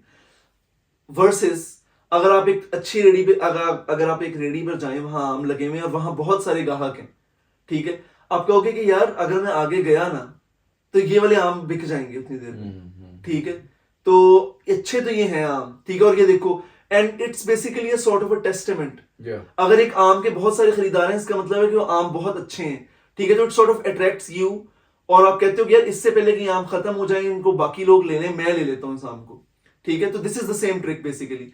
अगर आपसे इंटरव्यू में पूछा जाए कि are you interviewing for any other positions at the time, तो it's always the right answer for this question is कि यस, मैं और भी इंटरव्यूज दे रहा हूँ और वो डिफरेंट स्टेजेस पर हैं. फॉर एग्जांपल आप कह सकते हैं कि हाँ मेरे कुछ और इंटरव्यूज चल रहे हैं, उनमें से कुछ इंटरव्यूज जो हैं वो फाइनल स्टेज पर भी हैं, ताकि उनको लगे कि यार ऐसा ना हो अगर हम डिले करें, इसको 2 हफ्ते बाद जवाब दें, तो उस 2 हफ्ते में इसको कोई और कंपनी ऑफर कर दे, ठीक है. तो it's always a good question, it's always a good answer. और सेकेंडली, इसी कॉन्वर्जेशन से जो अब्दुल वहाब ने मेंशन की, जो मैं और ये कर रहे थे कुछ दिन पहले, वो ये एक और क्वेश्चन था कि do you have any questions for अस. या एग्जैक्टली. और मैं इसको एक्सप्लेन कर देता हूँ. बहुत सारे इंटरव्यूज के एंड पे ये आपसे एम्प्लॉयर्स जो हैं, एम्प्लॉयर्स का मतलब होता है वो लोग जो आपको जॉब दे रहे हैं, वो लोग आपसे सवाल करते हैं एंड पे, इंटरव्यूज के एंड पे नॉर्मली, कि आप कुछ पूछना चाहेंगे हमसे. तो मैं हमेशा, मतलब जो मुझे याद है लाइफ में मैंने इंटरव्यूज दिए, मेरे हमेशा ये क्वेश्चन होता है, हर जगह होता है, छोटी ऑर्गेनाइजेशन, बड़ी ऑर्गेनाइजेशन, पाकिस्तान में, इंटरनेशनली, आपके कोई क्वेश्चंस हैं? तो मैं हमेशा कहता हूँ नहीं. मतलब मैं कहता था नहीं, क्योंकि मुझे लगता था कि मुझे इनके बारे में सब पता है और अभी और कोई चीज़ रह नहीं गई पूछने वाली. तो I was very fair with it, तो मैं कहता था नहीं, लेकिन इसका भी मुझे अब्दुल्ला ने कहा कि ये like it is not the right answer to say, और अब्दुल्ला भी इस चीज को ज्यादा एक्सप्लेन कर सकते हैं. बेसिकली इसका एक I would like to preface it by saying कि interview is a two way street. इसको हमेशा एक टू वे स्ट्रीट समझें. कभी भी इंटरव्यू में जाते वक्त ये मत सोचें कि वो आपका इंटरव्यू ले रहे हैं. आप भी उनका उतना ही इंटरव्यू ले रहे हो जितना वो आपका इंटरव्यू ले रहे हैं. और यू हैव टू बेसिकली सी. देखें, मैं भी इस स्टेज से गुजरा हूं, अब्दुल वहाब भी इस स्टेज से गुजरा है. आई एम श्योर कि बहुत से लोग जो कि इस वीडियो को देख रहे हैं वो या इस स्टेज से गुजरे हैं या नहीं गुजरे. It doesn't matter. It does not matter कि आपके पास इस टाइम कोई भी जॉब नहीं है. आपने कभी भी डेस्परेशन नहीं शो करनी. और ये जो क्वेश्चन है कि do you have any questions for us, अगर आप इसको कह रहे हैं कि no I don't have any questions, again जिस तरह अब्दुल वहाब का पॉइंट ऑफ व्यू था, या हो सकता है और भी लोगों का पॉइंट ऑफ व्यू हो, कि इट शोज कि यार I am super prepared, I already done all the research on your organization, on the position, I know everything, I don't need to know anything else.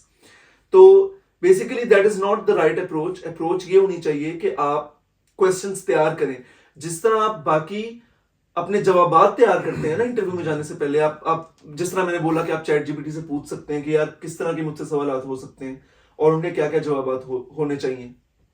उसी तरह आप chat GPT से ये भी पूछें कि मैं उनसे क्या क्या सवाल कर सकता हूं. और chat GPT always gives very excellent suggestions. Desperation वाली बात मुझे थोड़ी सी क्लेरिफाई नहीं हुई कि डेस्पिरेशन शो करनी है कि डेस्पिरेशन शो नहीं करनी. डेस्परेशन शो नहीं करनी. Okay. Again it's the same mindset कि basically I am not desperate for you. Yeah. ठीक है. Right. मुझे ऐसा नहीं है कि अगर आपकी जॉब ना मिली तो दुनिया खत्म हो जाएगी. बेशक सिचुएशन आप कैसी हो, ठीक है, बेशक you are very very desperate to land a job, but in the interview you do not have to, you should never show desperation. ठीक है, कि आपको कि बस यही मेरा जीना मरना है अगर मुझे ना मिली. Actually there is a way to go about it. You can be confident and not be desperate. Basically, you can show them that you are the perfect fit and you think that you will do a very very good job without it sounding desperate, without it sounding like कि अगर आपने job ना दी तो basically मेरी दुनिया खत्म हो जाएगी. और आप जो है वो क्वेश्चंस अपने हमेशा हमेशा उनके लिए प्रिपेयर करें. और इसमें एक question I would like to add, I would like to share is के what does excellence looks like in this role? This is a very very good question. It always hits. Whenever I've asked this question, जब भी मैंने ये सवाल पूछा अपने interview में, I've always gotten a compliment about it. और कि मुझे इंटरव्यू कहते हैं, इंटरव्यूअर्स कहते हैं कि very good question.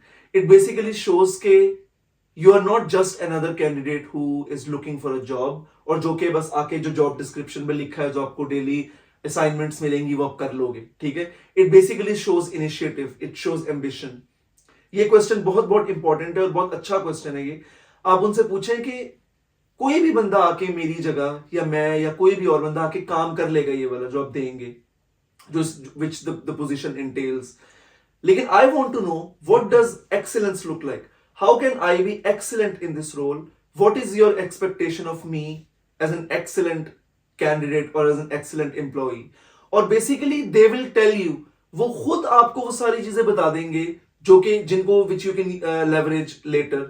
चाहे आपको जॉब मिले ना मिले, अगर आपको मिल जाए और आप सोच रहे हो, लेट से आपको एक जॉब मिल गई, वो वाली जॉब मिल गई जिसका आप इंटरव्यू दे रहे थे, और 1 month 2 months into the job आप सोच रहे हैं कि यार मैं काम तो इनके कर रहा हूं लेकिन मैं प्रमोट किस तरह होऊंगा. ठीक है. या जो साल बाद जो आपकी असेसमेंट होती है, जब आपका अप्रेजल लगता है, अप्रेजल का मतलब होता है आपकी इवैल्यूएशन जब होती है साल बाद, किसने किस तरह किया, इसको कितना इंक्रीमेंट दें या इसको एक्सीलेंट दें, या जो वो ग्रेडिंग होती है आपकी कंपनीज में भी. तो आपको ना फिर सोचना नहीं पड़ता. जब आपने इंटरव्यू में ही उनसे पूछ लिया हो ना कि how can I be excellent, वो आपको लिटरली खुद अपने मुंह से बता देते हैं कि उनकी क्या एक्सपेक्टेशंस हैं, किस तरह आप एक्सीलेंट हो सकते हो उस रोल में. तो not only does it look good for you during an interview, but it also serves as a very very good guide later on when you do join that organization और जब आप उस पोजीशन में काम कर रहे होते हैं. तो that's one question. और उसके अलावा you can always ask questions about the team. जिस टीम में आप जाने लगे हैं, what does that team look like, उनके क्या challenges हैं. Again, you don't have to present solutions to those challenges during the interview, but it's always good to ask because it shows that you're a curious person and that you're coming from a problem solving mindset. Yeah. तो आप उनसे question करें कि let's say for example अगर मैं एक mechanical engineering का या डिजाइन इंजीनियर का इंटरव्यू दे रहा हूं, तो मैं उनसे पूछता हूं कि आपकी इस टाइम जो डिजाइन इंजीनियरिंग की टीम है आपकी कंपनी में, उनके इस टाइम बिगेस्ट चैलेंजेस क्या है, ठीक है, और वो आपको बता देंगे. तो again that is one of the questions, or and ChatGPT can help you a lot as well. Thank you so very much. I am pretty sure कि ये वो चीज़ें हैं जो आपको कह लें कि बहुत ज़्यादा एफर्ट्स के बाद मिलती हैं. ये टिप्स जो हैं और तमाम मेरी वीडियोस जो होती हैं, हमेशा से मेरी जो एक कह लें कि मोटिवेशन वीडियो की रही है, वो यही रही है कि क्वालिटेटिव कंटेंट होना चाहिए रादर देन क्वांटिटेटिव. हर एक दिन बाद वीडियो अपलोड करना भी पॉसिबल है मेरे लिए, लेकिन कहीं ना कहीं फिर उसके अंदर कह लें कि कॉम्प्रोमाइज़ हो जाता है कंटेंट. और मेरा जो वीडियोस हैं जितनी भी, उनके अंदर प्योरली कह लें कि वो इंफॉर्मेशन है जो after the years personal experience से ली गई हैं, डिराइव्ड हैं, और उसके अंदर बहुत सारे ऑनेस्ट ओपिनियंस जो हैं शामिल हैं, जो आपको बुक्स में या चैट जीपीटी पे नहीं मिल सकती, या जो एक्सीलेंट लोग हैं वो आपको नहीं बताएंगे अदरवाइज. ठीक है, तो ये वाली जो वीडियोस हैं वो पूरी देखना ऑफ कोर्स उन लोगों के लिए बहुत ही इम्पोर्टेंट है जो अभी अपने करियर के स्टार्ट में हैं. उनके लिए ये वीडियोस देखने के बाद, पूरी वीडियो देखने के बाद, एक तो नोट्स बना सकते हैं वो इसमें से जो पॉइंट्स अब्दुल्ला शेयर कर रहे हैं और आगे करेंगे. दूसरा, अब्दुल्ला की कुछ वीडियोस हैं जो स्टाइपेंडियम हंगेरिकम 2 पार्ट्स यूट्यूब पर मौजूद हैं, किस तरह इन्होंने स्कॉलरशिप विन की फ्री ऑफ कॉस्ट गए. आज हम उस पर बात इसलिए नहीं करेंगे क्योंकि वो वीडियोस आप जाकर दोबारा, डिस्क्रिप्शन में भी लिंक होगा, वैसे भी आप मेरे चैनल पे जाएंगे तो आप अब्रॉड इंफॉर्मेशन की प्लेलिस्ट के अंदर हंगरी आ जाओ ब्रो की एक वीडियो पढ़िए और उसका पार्ट 2 है. उसमें अब्दुल्ला ने डिटेल बताया कि जो स्कॉलरशिप वाला इसका फेज था, नस्ट के बाद इसने जो मास्टर्स किया है फ्री ऑफ कॉस्ट HEC की तरफ से, वो कैसे किया है, कितना टाइम लगा, कितने पैसे लगे, वीज़ा कितने दिनों में लगा, उसका प्रोसेस क्या है, यूनिवर्सिटी की एप्लीकेशन की पूरी जो उसके बारे में बताया इसने, उसके वहाँ के चैलेंजेस क्या हैं, वहाँ पे रहना कैसे है, सारा कुछ उसके ऊपर कवर्ड है, और उसके क्वेश्चंस पार्ट 2 में कवर्ड है, तो वो आप लोग जाके वहाँ देख सकते हैं. आज हम उस टॉपिक के ऊपर बात नहीं करेंगे. आज हमारा मेन गोल है एक्सीलेंस की तरफ कैसे जाना है, इंटरव्यूज को ब्रेक कैसे करना है, इंटरव्यूज को मास्टर कैसे करना है. अब्दुल्ला, एक क्वेश्चन है मेरा कि क्या वजह है कि नस्ट, लम्स, जीकी, हार्वर्ड, MIT के स्टूडेंट्स दुनिया की टॉप ऑर्गेनाइजेशंस में लैंड करते हैं, इंटरव्यूज के लिए एलिजिबल होते हैं, बच्चों को इंटरव्यूज की कॉल्स आती हैं, जबकि जो गवर्नमेंट यूनिवर्सिटीज़ हैं या जो प्राइवेट यूनिवर्सिटीज़ हैं, सब स्टैंडर्ड या लो स्टैंडर्ड यूनिवर्सिटीज़ या इंस्टीट्यूशंस हैं, उनके बच्चों को कॉल्स नहीं आती. क्या वहाँ पर क्या जादू घोल के पिलाया जाता है उन बच्चों को कि Google, Amazon, Facebook, GSK, you name it, Unilever वगैरह जैसी कंपनीज में सिर्फ इन यूनिवर्सिटीज़ की जो क्रीम है जिसे हम कहते हैं वो लैंड करती है? वो क्या वजह है और बाकी एवरेज स्टूडेंट्स नहीं लैंड करते? इसमें एक फर्स्ट ऑफ ऑल जो मेरे जहन में बात आ रही है वो एक तो ये है कि जिस तरह आपने पहले वो एक ब्रांड के टैग की बात की, जिस तरह आपने शौकत खानम का जिक्र किया कि you wanted that tag in your resume, तो एक तो ये कि good university is always a very good tag जो कि आपकी यूनिवर्सिटी में लग जाता है, आपके रेज्यूमे में लग जाता है. तो फॉर एग्जांपल अगर मैंने नस्ट से पढ़ा है और अगर मैं पाकिस्तान में अप्लाई कर रहा हूँ, ऑब्वियसली इस वक्त मैं पाकिस्तान में नहीं हूँ, तो इस वक्त नोबडी नोज नस्ट, ठीक है. तो इस वक्त जो है again I have no leverage because of my bachelors degree from NUST, लेकिन पाकिस्तान में it has a lot of leverage. तो एक तो वो एक अच्छा टैग है. सेकंड, दूसरी बात ये है कि आपका एक कॉन्फिडेंस डेवलप हो जाता है. नस्ट तक पहुंचने तक का जो प्रोसेस है ना, उसमें जो आपकी ग्राइंड है, उसमें जो आपने डिसिप्लिन शो किया, जो आपका वर्क एथिक डेवलप हो जाता है, that work ethic takes you places. So it's not like कि मैं नस्ट गया हूं इसलिए मैं दुनिया की अच्छी कंपनीज में अपने इंटरव्यूज ले रहा हूं. It's actually the mindset that took me to Nust. It's the same mindset that is now taking me to the bigger organizations. तो it's basically the mindset and it's basically the work ethic और attitude जो कि आपको एक अच्छी university में लेके जाता है. And of course it's a learned thing. Nobody is born with it. I was not born with it. And the people that I have learned from, the people जो कि मेरे साथ नस्ट में पढ़े हैं या जो आगे मुझे जिंदगी में मिले हैं, जो कि which I consider very very brilliant, उन सब ने सीखी हैं ये चीजें. Nobody is born with it. तो चाहे अगर आप पाकिस्तान में इस टाइम एक बहुत अच्छी यूनिवर्सिटी में नहीं पढ़ रहे, आप क्या इस टाइम 18, 19, 20 साल के हैं आप या 21, 22 साल के हैं, doesn't matter. You are still very very very very young. ठीक है, तो आप, this is not the end. This is definitely not the end. Getting into NUST is not the most important thing in the world. अगर आप definitely आगे भी कामयाब हो सकते हैं. The only thing that matters कि आप वो जो राइट एटीट्यूड है, जो माइंडसेट है, basically you have to be disciplined. ठीक है, you have to learn how to be a disciplined person. Time पे काम किस तरह से करना है. अगर आप पढ़ रहे हैं तो अच्छा किस तरह से पढ़ना है, टाइम वेस्ट नहीं करना. वही सारी चीजें जो कि हमारे पेरेंट्स हमें बचपन से सिखा रहे होते हैं या कोशिश कर रहे होते हैं सिखाने की, वो माइंडसेट है. और दूसरा ये कि नस्ट के बच्चे क्यों आगे, या नस्ट या किसी भी अच्छी यूनिवर्सिटी के बच्चे क्यों आगे निकलते हैं, that is because they believe that can happen. That is a big thing. They have examples. उन्होंने देखा होता है लोगों को जाते हुए, तो they believe they can do it. Self belief is such an important thing in life. I cannot overemphasize on this. अगर आप एक छोटी यूनिवर्सिटी में पाकिस्तान में पढ़ रहे हैं और आपने कभी किसी बंदे को देखा ही नहीं उन कंपनीज में जाते हुए, you think it can never happen.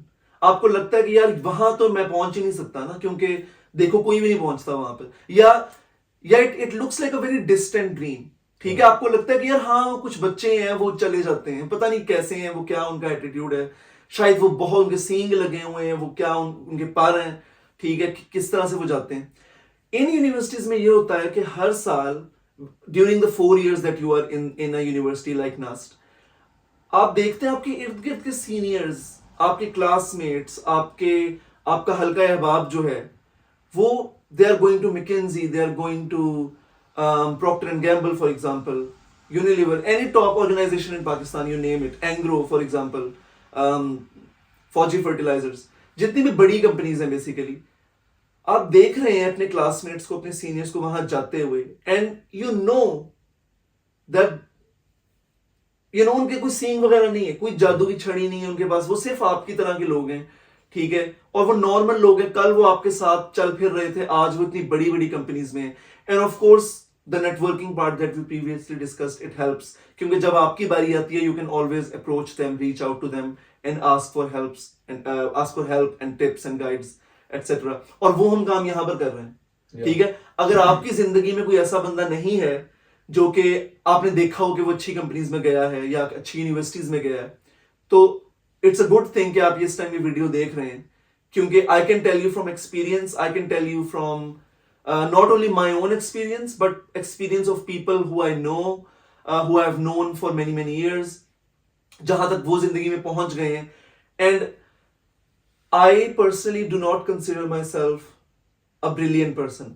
Really, I am really not. Like मुझे जो है वो चीजें सीखने में ज्यादा टाइम लगता है as compared to a normal person. And I saw this during my FSC years. जब मैं कुछ चीज पढ़ रहा होता था, मुझे हमेशा अपने बाकी जो मेरी क्लास में बच्चे थे उनसे ज्यादा टाइम लगता था पढ़ने में, लेकिन I did not mind it as long as आप कुछ चीज खत्म कर रहे हैं. फॉर एग्जाम्पल, अगर आप होमवर्क कर रहे हैं, अगर आप किसी टेस्ट की तैयारी कर रहे हैं, अगर आपके बाकी दोस्तों को 1.5 घंटा या 2 घंटे लग रहे हैं टेस्ट में, लेकिन आप थोड़े स्लो हैं, आपको वही टेस्ट की तैयारी करते हुए 3, 4, 5 घंटे लग रहे हैं, तो आप लगाएं. That is the main thing. This is the work ethic that I am talking about. ठीक है, आपको इस चीज में मसला नहीं होना चाहिए कि आपको 4-5 घंटे लग रहे हैं, एज लॉन्ग एज आप एक तसल्ली बख्श, एक सेटिस्फैक्टरी तैयारी कर रहे हैं. ठीक है, तो I think that has definitely been the case for me. I have never been a fast learner. ठीक है, मैं उन लोगों में से नहीं हूं जो एक दफा बैठे और एक चीज पढ़े और सब कुछ उसके जेहन में आ जाए. I do have to put a lot of effort in. लेकिन I have never seen that as an obstacle कि यार नहीं मुझे 5 घंटे लगेंगे, मैंने तो नहीं पढ़ना ये. ठीक है, या मेरे लिए मुश्किल है, ये देखो मेरे जो साथ वाले बच्चे हैं इनको इतनी आसानी से आ रहा है, क्योंकि आ जाएगा आपको. This is not an excuse. Yeah. This is not an excuse, and this should build you up. Yeah. तो यहाँ तक हमें ये तो अंदाज़ा हुआ कि एक तो ऑब्वियसली यूनिवर्सिटी का टैग मैटर्स, इंटर्नशिप्स मैटर्स, उसके अलावा कॉन्फिडेंस और अपने अंदर बिलीव जो है वो एक जो अच्छी टॉप की यूनिवर्सिटीज़ हैं उसमें, क्योंकि वो बच्चे उन चीज़ों को पॉसिबल होता देख रहे होते हैं, अपने कोलीग्स को, अपने सीनियर्स को टॉप ऑर्गेनाइजेशंस में ओवर द वर्ल्ड जाते देख रहे होते हैं, तो उनके अंदर एक हिम्मत आ जाती है, जुर्रत आ जाती है, एक जज्बा आ जाता है कि यार येस आई कैन अप्लाई, तो वो भी अप्लाई करते हैं। जबकि जो एक एवरेज यूनिवर्सिटीज़ या एवरेज स्टूडेंट्स जब वो मार्केट में आते हैं तो उन्हें यही लगता है कि नहीं यार मुझे तो बस पॉसिबल नहीं है, मेरी तो डिग्री बहुत थकी हुई है, मेरे ग्रेड्स इतने अच्छे नहीं हैं, तो मुझे तो अप्लाई करना ही बेवकूफ़ी है। तो ऐसा नहीं है अब्दुल्ला की इन तमाम और जो आज के डिस्कशन है उससे आप लोगों को ज़रूर होप, रे ऑफ होप मिलनी चाहिए, और आप लोगों को सेल्फ बिलीव और सेल्फ डिसिप्लिन पे काम करना चाहिए कि आप एक्सक्यूजेज ना ढूंढें बल्कि आप सॉल्यूशंस ढूंढें, आप हार्ड वर्क करें और अल्लाह ताला से दुआ करें। नेक्स्ट क्वेश्चन की तरफ अब्दुल्ला अब मैं चलूँगा। जो आपने डिस्टिंक्शन हासिल की मास्टर्स में अब्रॉड, विच इज़ अल्हम्दुलिल्लाह एंड माशाल्लाह ए वेरी ब्रिलियंट थिंग, क्योंकि आप पाकिस्तान में अगर आप टॉप करते हो ना तो आप पाकिस्तान के सिस्टम को समझ जाते हो। लाइक अगर आप पाकिस्तान में मेरे से पूछोगे ना कि यार एफएससी में टॉप कैसे करना है, तो मैं आपको बता सकता हूँ कि आप रट्टा बहुत अच्छा लगाएं, आपकी राइटिंग बहुत एक्सीलेंट होनी चाहिए, आप एक साइड पे पेज के दो प्रेजेंटेशन अच्छी होनी चाहिए, एक साइड पे पेज के दो हाशिए, दो लाइन ड्रॉ करें, एक साइड पे एक करें मार्कर से, उर्दू का पेपर कटी हुई निब वाले पेन से करें, हमारे दौर में जो होते थे। कुछ टिप्स हैं, कुछ ट्रिक्स हैं, और मेरे दोस्त कुछ हम ब्रिलियंट थे इन चीज़ों में और हमारे स्कोर्स और मार्क्स हमेशा अच्छे आते थे, और this was just a piece of cake अगर आपको ये चीज़ें आ गई हैं। लेकिन इंटरनेशनल डिस्टिंक्शन हासिल करना is not a piece of cake, क्योंकि आप उस सिस्टम को नहीं समझे हुए, आप उस मुल्क से नहीं हो जहाँ पे आपका सिलेबस बहुत ज़्यादा लेटेस्ट था। लाइक पाकिस्तान का, अगर पाकिस्तान करिकुलर बोर्ड का जो सिलेबस है पीसीबी का, PTB sorry, Pakistan text book board जो है उनका जो सिलेबस है, या जो पाकिस्तान में एचईसी का जो सिलेबस है, या जो यूनिवर्सिटीज़ का इंटरनली है, वो ऑब्वियसली यूएस का या नॉर्वे के स्टूडेंट्स का उससे बहुत ज़्यादा अच्छा होगा या हो सकता है, और चांसेस ऑफ कोर्स, या चाइना का या रशिया का या हांगकांग के बच्चों का। तो जब आप ग्लोबली इंटरनेशनली जाते हैं तो वहाँ पे अपना लोहा मनवाना मीन समथिंग। तो how did you do that? Like आपने बुडापेस्ट की यूनिवर्सिटी के अंदर जाके पूरी क्रीम के अंदर, लाइक सब ब्रिलियंट माइंड्स के अंदर जाके डिस्टिंक्शन ली।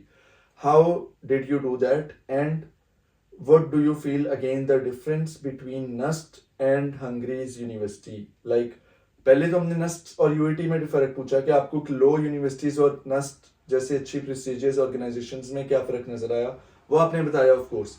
लेकिन अब हम उससे एक स्टेप आगे चले गए हैं कि बुडापेस्ट में टॉप करना कैसा था और कैसे मुमकिन हुआ, और क्या फर्क था पाकिस्तान की यूनिवर्सिटी से।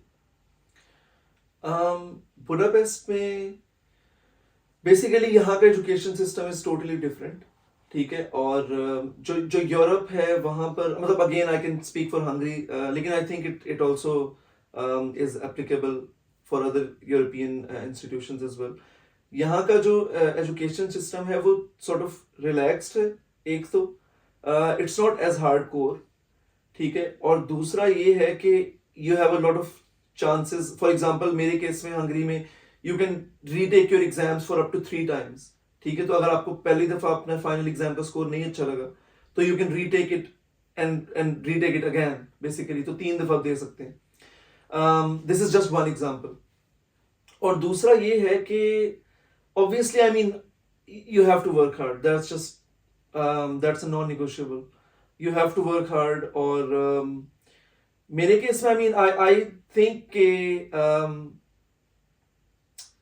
और एक और चीज that I would like to add here is के वो जो मैंने पहले बात की नस्ट की कि जब नस्ट में you are surrounded by very very excellent people, तो even though you feel like you are not doing very well as compared to them, once you get out of NUST you see the difference and you see that actually you are capable of doing very very well when compared to the normal, the bigger population, basically.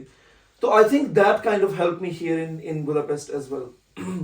क्योंकि Budapest में my class consisted of international people, or I think a lot of them had not previously been exposed to that cutthroat of an environment before, but I had been exposed to that much of a cutthroat environment before in Nust.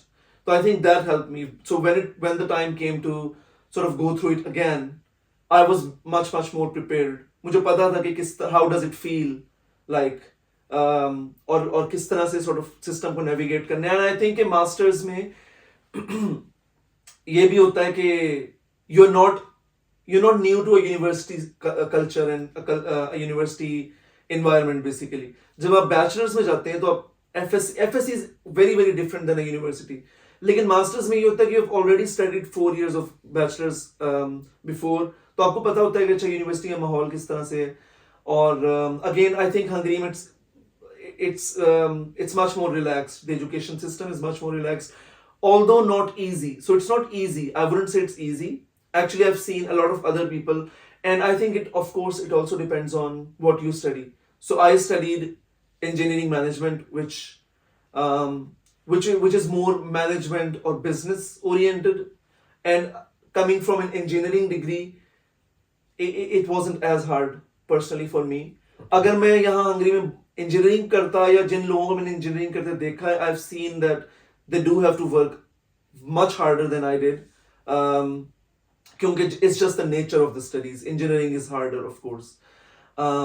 लेकिन in my case, my studies and coming from engineering and coming from NUST specifically, studying in having had to study engineering in NUST before, so that sort of made it easier for me, I think. तो आपकी basically जो फौजी training है वो इतनी अच्छी हो चुकी थी कि आपको रियल मैच में मसला नहीं बना. इन शॉर्ट अगर मैं उर्दू में पैराफ्रेज करूँ तमाम इस बात को, तो वो यही है कि क्योंकि नस्ट में इस कम्पिटिटिव एनवायरनमेंट से अब्दुल्ला आए थे और आकर यहाँ पर हंगरी में, क्योंकि वो एक टेक्निकल डिग्री नहीं थी, एक मैनेजमेंट की एक ब्रॉडर डिग्री थी, और हंगरी के जो यूनिवर्सिटीज़ हैं वो फ्लेक्सिबल हैं, उनमें थोड़ा सा कह ले कि एक रिलैक्स्ड माहौल है, और जो सिलेबस है और जो एनवायरनमेंट है वो उस तरह से इतना ज़्यादा कह लो कि मार धाड़ वाला नहीं है, कि इतना टफ कंपटीशन नहीं है. तो अब्दुल्ला वाज वेल प्रिपेयर्ड और उसने अपना वो मौका यूज़ किया और ख़ुद को प्रूव किया कि he is the best among the batch. Very good achievement माशाल्लाह again, and very best wishes ahead in your career. तो अब जो लास्ट पार्ट है इस वीडियो का, वो क्वेश्चंस हैं जो आपकी लाइफ की इस स्टेज पे, like now you have international masters, you have distinctions, you have seen bachelor's grind, you have seen coming from Pakistan, from average colleges, you have seen the grind of landing into internships, you have seen the grind of landing into the corporate interviews. आपने आपके experience Unilever type companies के और NTS जैसे competitive exam के और HEC जैसी like scholarships जिनके ऊपर बहुत ज़्यादा मेहनत और रिजिलियंस चाहिए, उनको करने के, उसके अलावा मास्टर्स में करना एक इंटरनेशनल, यानी कि you are a bouquet of flowers now. अगर हम हर चीज़ को एक मार्क्स दें तो आपने जितनी सारी चीज़ें अकम्प्लिश की हैं विदाउट एनी कह लो कि सपोर्ट फ्रॉम योर बैकग्राउंड और फ्रॉम योर प्रिविलेज, कोई नहीं था, कोई ऐसा एडवांटेज नहीं था अब्दुल्ला को जितना मुझे पता है कि लाइक कुछ लोग होते हैं जो जिनके फैमिली कनेक्शंस इस तरह के होते हैं, कुछ लोग ऐसे होते हैं जिनके जो पेरेंट्स हैं या सिबलिंग्स हैं वो इस तरह के एक्स्ट्राऑर्डिनरी पोजीशंस पे होते हैं कि उनके लिए ये चीज़ें डिग आउट करनी आसान होती हैं, उनको जस्ट स्पून फीडिंग मिलती है और वो चले जाते हैं. लेकिन अब्दुल्ला ने बहुत सारा पार्ट जो है वो खुद अचीव किया, अपने खुद देखा, अपनी ऑब्जर्व की, रिसर्च की और उसके ऊपर कांस्टेंट बिलीव किया, एफर्ट की, तो ये सारी चीज़ें अडेप्ट की. तो इतनी जो हार्डकोर ग्राइंड थी, इसके बाद आप अब जो कॉरपोरेट है सेक्टर को, पाकिस्तान के गवर्नमेंट सेक्टर से आप किसको ज़्यादा रेट अच्छा करते हो? लाइक अगर एक फ्रेश ग्रेजुएट है, उसके सामने 2 पोजीशंस हैं. एक तो ये कि वो कॉरपोरेट में जाए, दूसरा ये कि वो गवर्नमेंट में जाए. गवर्नमेंट 17वीं 18वीं grade is not bad obviously, and Abdullah has a potential, जिसने वो गवर्नमेंट के टेस्ट भी पास किए हुए हैं तो, और कॉरपोरेट में भी जॉब की हुई है. तो I personally want to ask him for a graduate जो अभी CSS करना चाह रहा है, जो 18वें स्केल 17वें स्केल की पोजीशन पे जाना चाह रहा है पाकिस्तान में, और मेन टाइम, क्योंकि मेरे पास क्वेश्चंस आते हैं, मेरे पास बहुत सारे यूट्यूब में क्वेश्चंस और ईमेल्स आती हैं कि भाई I am like in my 8th semester और आई करेंटली बिलीव कि अगर मैं गवर्नमेंट में जाऊं तो मैं टेस्ट ब्रेक कर लूँगा, आई एम लाइक, और मैं CSS भी कर सकता हूं अगर मैं चाहूँ, और मैं सेम टाइम पे अपनी फील्ड के अंदर गवर्नमेंट पोजीशंस में भी जा सकता हूँ। लेकिन फिर मैं कहीं ना कहीं सोच रहा हूँ कि यार मेरे अंदर इतना पोटेंशियल भी है कि मैं इंटरनेशनली अगर जाऊँ पढ़ूँ तो मैं कॉर्पोरेट में लैंड हो जाऊंगा। तो मुझे क्या करना चाहिए? Because this is a question which hits every person, जो हमें भी किया, मुझे भी किया, आपको भी किया होगा, सबको करता है। जब आप मार्केट में नए नए आते हो तो आपको गाइड करने वाला कोई नहीं होता, तो आप अपने आप को क्वेश्चंस करते हो because you see your self over the years कि यार मैं 20 साल बाद क्या होऊंगा। तो आप कहीं स्टक भी नहीं रहना चाहते, आप ग्रूम भी होना चाहते हो। तो अब्दुल्ला से हम एडवाइस लेंगे कि what do you, first of all तो डिफरेंस क्या है, और फिर पर्सनल ओपिनियन आपकी क्या है इस तरह के स्टूडेंट्स के लिए, डिफरेंस क्या है गवर्नमेंट और कॉर्पोरेट का, और पाकिस्तान में और इंटरनेशनली जॉब्स का। Um, that's a very important question. I think main difference is just the culture, which is the biggest thing. जब भी आप कोई काम कर रहे होते हैं तो जो आपका कल्चर है, जो आपका डेली आपने ऑफिस जाना है, जो वहाँ पे कल्चर है, जिस तरह से लोग एक दूसरे से बात करते हैं, जिस तरह से आपको आपका मैनेजर ट्रीट करता है, जो कि ऑर्गेनाइजेशन की सॉर्ट ऑफ पॉलिटिकल डायनामिक है, या इंटरपर्सनल डायनामिक है, वो किस तरह से है, तो that is a very very stark difference between the government and the private or the corporate sector. So I think in my experience, I mean, I would definitely prefer, but this is just me. I would definitely prefer the corporate sector, as cutthroat as it is. I'm not trying to minimize. ठीक है, जो competition है corporate में, it's a lot. It's a hamster on a wheel, as they say. लेकिन I would से अगर आप सिर्फ पाकिस्तान के गवर्नमेंट सेक्टर के को पाकिस्तान के कॉर्पोरेट सेक्टर से करें, अच्छा, corporate is a very tricky word in Pakistan because a lot of the companies that say that they are corporate are not actually corporate. उनका जो कल्चर है वो सेठिया कल्चर है, ठीक है। तो even though those corporations have now grown to be of a size that can be considered corporate, and maybe they are actually working actively trying to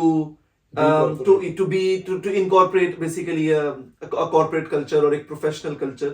लेकिन पाकिस्तान में most of the companies, I would say most, because there are thousands of companies in Pakistan, so I would say most of the companies are still stuck in a very very toxic sort of culture, work environment, culture.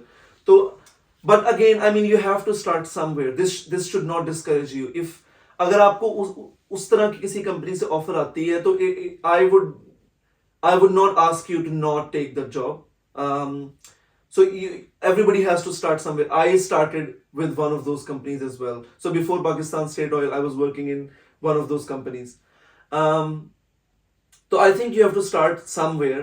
अगर देखें, if you have to make a choice between a Seठia company and the government sector, and I'm speaking purely work culture wise. I'm not talking about compensation or your bonus or your benefits. Just work culture wise, the government sector I think is better than a Seठia culture, because Seठia culture में एक बंदा company चला रहा होता है, जिसको उसकी लाठी है और उसी की बहन से, या तो आप उसके ग्रुप में आओ या आप कंपनी से आउट हो जाओ, ठीक है। किस तरह होता है, he or she they are calling the shots basically, ठीक है। तो उनकी मर्जी चल रही है, सब हर बंदा उन्हीं को खुश रख रहा है, ठीक है। जो पब्लिक लिस्टेड कंपनीज हैं, जो बड़ी प्रॉपर कॉर्पोरेट कंपनीज हैं जो पब्लिकली लिस्टेड है, उसमें कोई एक बंदा कंपनी को ओन नहीं कर रहा होता, उसमें शेयर होल्डर्स होते हैं, और जो कंपनी का सीईओ है वो भी एक एम्प्लॉई होता है, वो मालिक नहीं होता है। सेठिया कंपनी में जो कंपनी का सीईओ है वो मालिक है कंपनी का बेसिकली, तो that's kind of the difference. तो लेकिन if you happen to have an offer from a proper corporate company, I would say Unilever or Procter & Gamble. Actually, Procter & Gamble recently left Pakistan, which is a huge loss. लेकिन Unilever हो गई या Nestle हो गई, ठीक है। तो those companies are, I mean, much better definitely than the government sector. And again, I'm purely speaking culture wise. और दूसरा ये भी है कि मैंने अपने हल्का अहबाब में ऐसे एग्जांपल्स देखी हैं जिसमें लोगों ने कॉर्पोरेट कंपनीज में, फॉर एग्जांपल BAT जो ब्रिटिश अमेरिकन टबैको है, उसमें अपनी जॉब शुरू की पाकिस्तान में, और उसके बाद they moved abroad, like internally. So from within the company, they got an offer from abroad and they moved. So I mean, it doesn't happen very often, but it does happen. So those kind of opportunities only exist in the corporate sector. Government sector में अगर आप एक जगह काम कर रहे हैं और आप चाहते हैं कि आप बाहर जाएं, तो आपको वो छोड़नी पड़ेगी अपनी जॉब और फिर आपको बाहर जाना पड़ेगा. लेकिन कॉर्पोरेट सेक्टर में आप इंटरनली भी मूव कर सकते हैं, although it happens rarely. Exactly. अच्छा, now moving on to the difference between the corporate in Pakistan with versus the corporate culture in Europe. I mean, it's just, I would say it's just another level. ज़मीन आसमान का फर्क. Yeah, I would say so. And I think it basically dilutes to the people themselves basically. क्योंकि देखें, for example, अगर आप Nestle में हैं पाकिस्तान में, और अगर आप नेस्ले में हैं कनाडा में फॉर एग्जांपल, या आप नॉर्वे में है नेस्ले में, तो नेस्ले पाकिस्तान जो है वो उसमें काम पाकिस्तानी कर रहे हैं. उस एग्जैक्टली बेसिकली देखिए, जो नेस्ले हेडक्वार्टर्स है वो नेस्ले पाकिस्तान को नहीं कह रहा कि भाई आपका एक टॉक्सिक कल्चर होना चाहिए. Actually it's the opposite. ठीक है, तो जो नेस्ले है, जो हेडक्वार्टर है, दे आर मेकिंग श्योर कि उनकी जितनी भी ग्लोबल सब्सिडरीज हैं उनमें एक अच्छा वर्क कल्चर हो, उसमें जो लोग हैं वो खुश रहें. लेकिन at the end of the day it's just the people. तो जब आप यूरोप में आते हैं, यूरोप में it's a whole different mindset. जो आपके कोलीग्स हैं वो अगर आप 5 बजे घर वापस जाएं तो कोई बंदा आपको ये नहीं कहता कि हाफ डे आज, इस तरह की बातें नहीं आपको कही जाती. ठीक है, पाकिस्तान में it's very very normal, even in the biggest and the best of companies, के लोग जो है वो 7-8 बजे तक काम कर रहे हैं और 7:30-8 बज गए हैं और लोग काम कर रहे हैं. It's very much expected of you. ठीक है, if you want to climb the corporate ladder, you are supposed to and you're expected to work very very late hours. Europe में ऐसा नहीं है. You can be very very sure of that, क्योंकि आपका manager जो है वो आपसे पहले घर जा चुका होगा. तो एग्जैक्टली, वर्क लाइफ बैलेंस जो है ना, वो पाकिस्तान और यूरोप का कह लें कि इनकम्पेरेबल, लाइक वो कंपैरिजन नहीं किया जा सकता उसका. पूरी यूरोप का जो वर्क लाइफ बैलेंस और जो पाकिस्तान का, पाकिस्तान में मैं बहुत सारे लोगों को ऐसा जानता हूँ जो मेरे फ्रेंड्स थे, जो अब यहाँ नॉर्वे आ चुके हैं, और वो जब उनकी मैं स्टोरी सुनता हूँ, कोई सेल्स मैनेजर था, कोई मार्केटिंग मैनेजर था, कोई अच्छी पोजीशंस पे थे, दे हैड द पर्क्स जो कॉर्पोरेट ऑफर करता है. लाइक उनको कंपनी ने किसी को घर लेके दिए थे, किसी को गाड़ियाँ दी थी, अच्छे उनके बोनसेस थे, इंसेंटिव्स थे, कॉलर शॉलर, बूटेड शूटेड, पूरी जॉब बेहतरीन थी. बट द थिंग इज कि उन्हें रात 12 बजे भी कॉल का जवाब देना पड़ता था, और संडेज को भी काम करना पड़ता था, और बहुत सारा ऐसा टॉक्सिक कल्चर था जो उनको बियर करना पड़ता था just to make the grind like go, कि अपना घर चलाने के लिए उनको बहुत सारी चीज़ों के ऊपर कॉम्प्रोमाइज़ करना पड़ता था. और उनकी यूरोप आने की वजह भी यही है कि यहाँ पर लाइक बहुत अच्छा कल्चर है, वर्क लाइफ बैलेंस है. अगर संडे को छुट्टी है तो वो छुट्टी है, अगर आप बीमार हैं और आपको छुट्टी चाहिए तो वो आपका राइट है, इसके ऊपर कोई दूसरी बात नहीं कर सकता. तो इस टाइप के बेनिफिट्स तो हैं. Last question Abdullah, managerial positions के ऊपर जब आप प्रमोट हो रहे होते हो और अच्छी कंपनीज को आप एम कर रहे होते हो, तो वो क्या टिप्स हैं या वो क्या क्वेश्चंस हैं जिनके लिए आप मजीद अपने आप को तैयार कर सकते हो इंटरव्यू से पहले.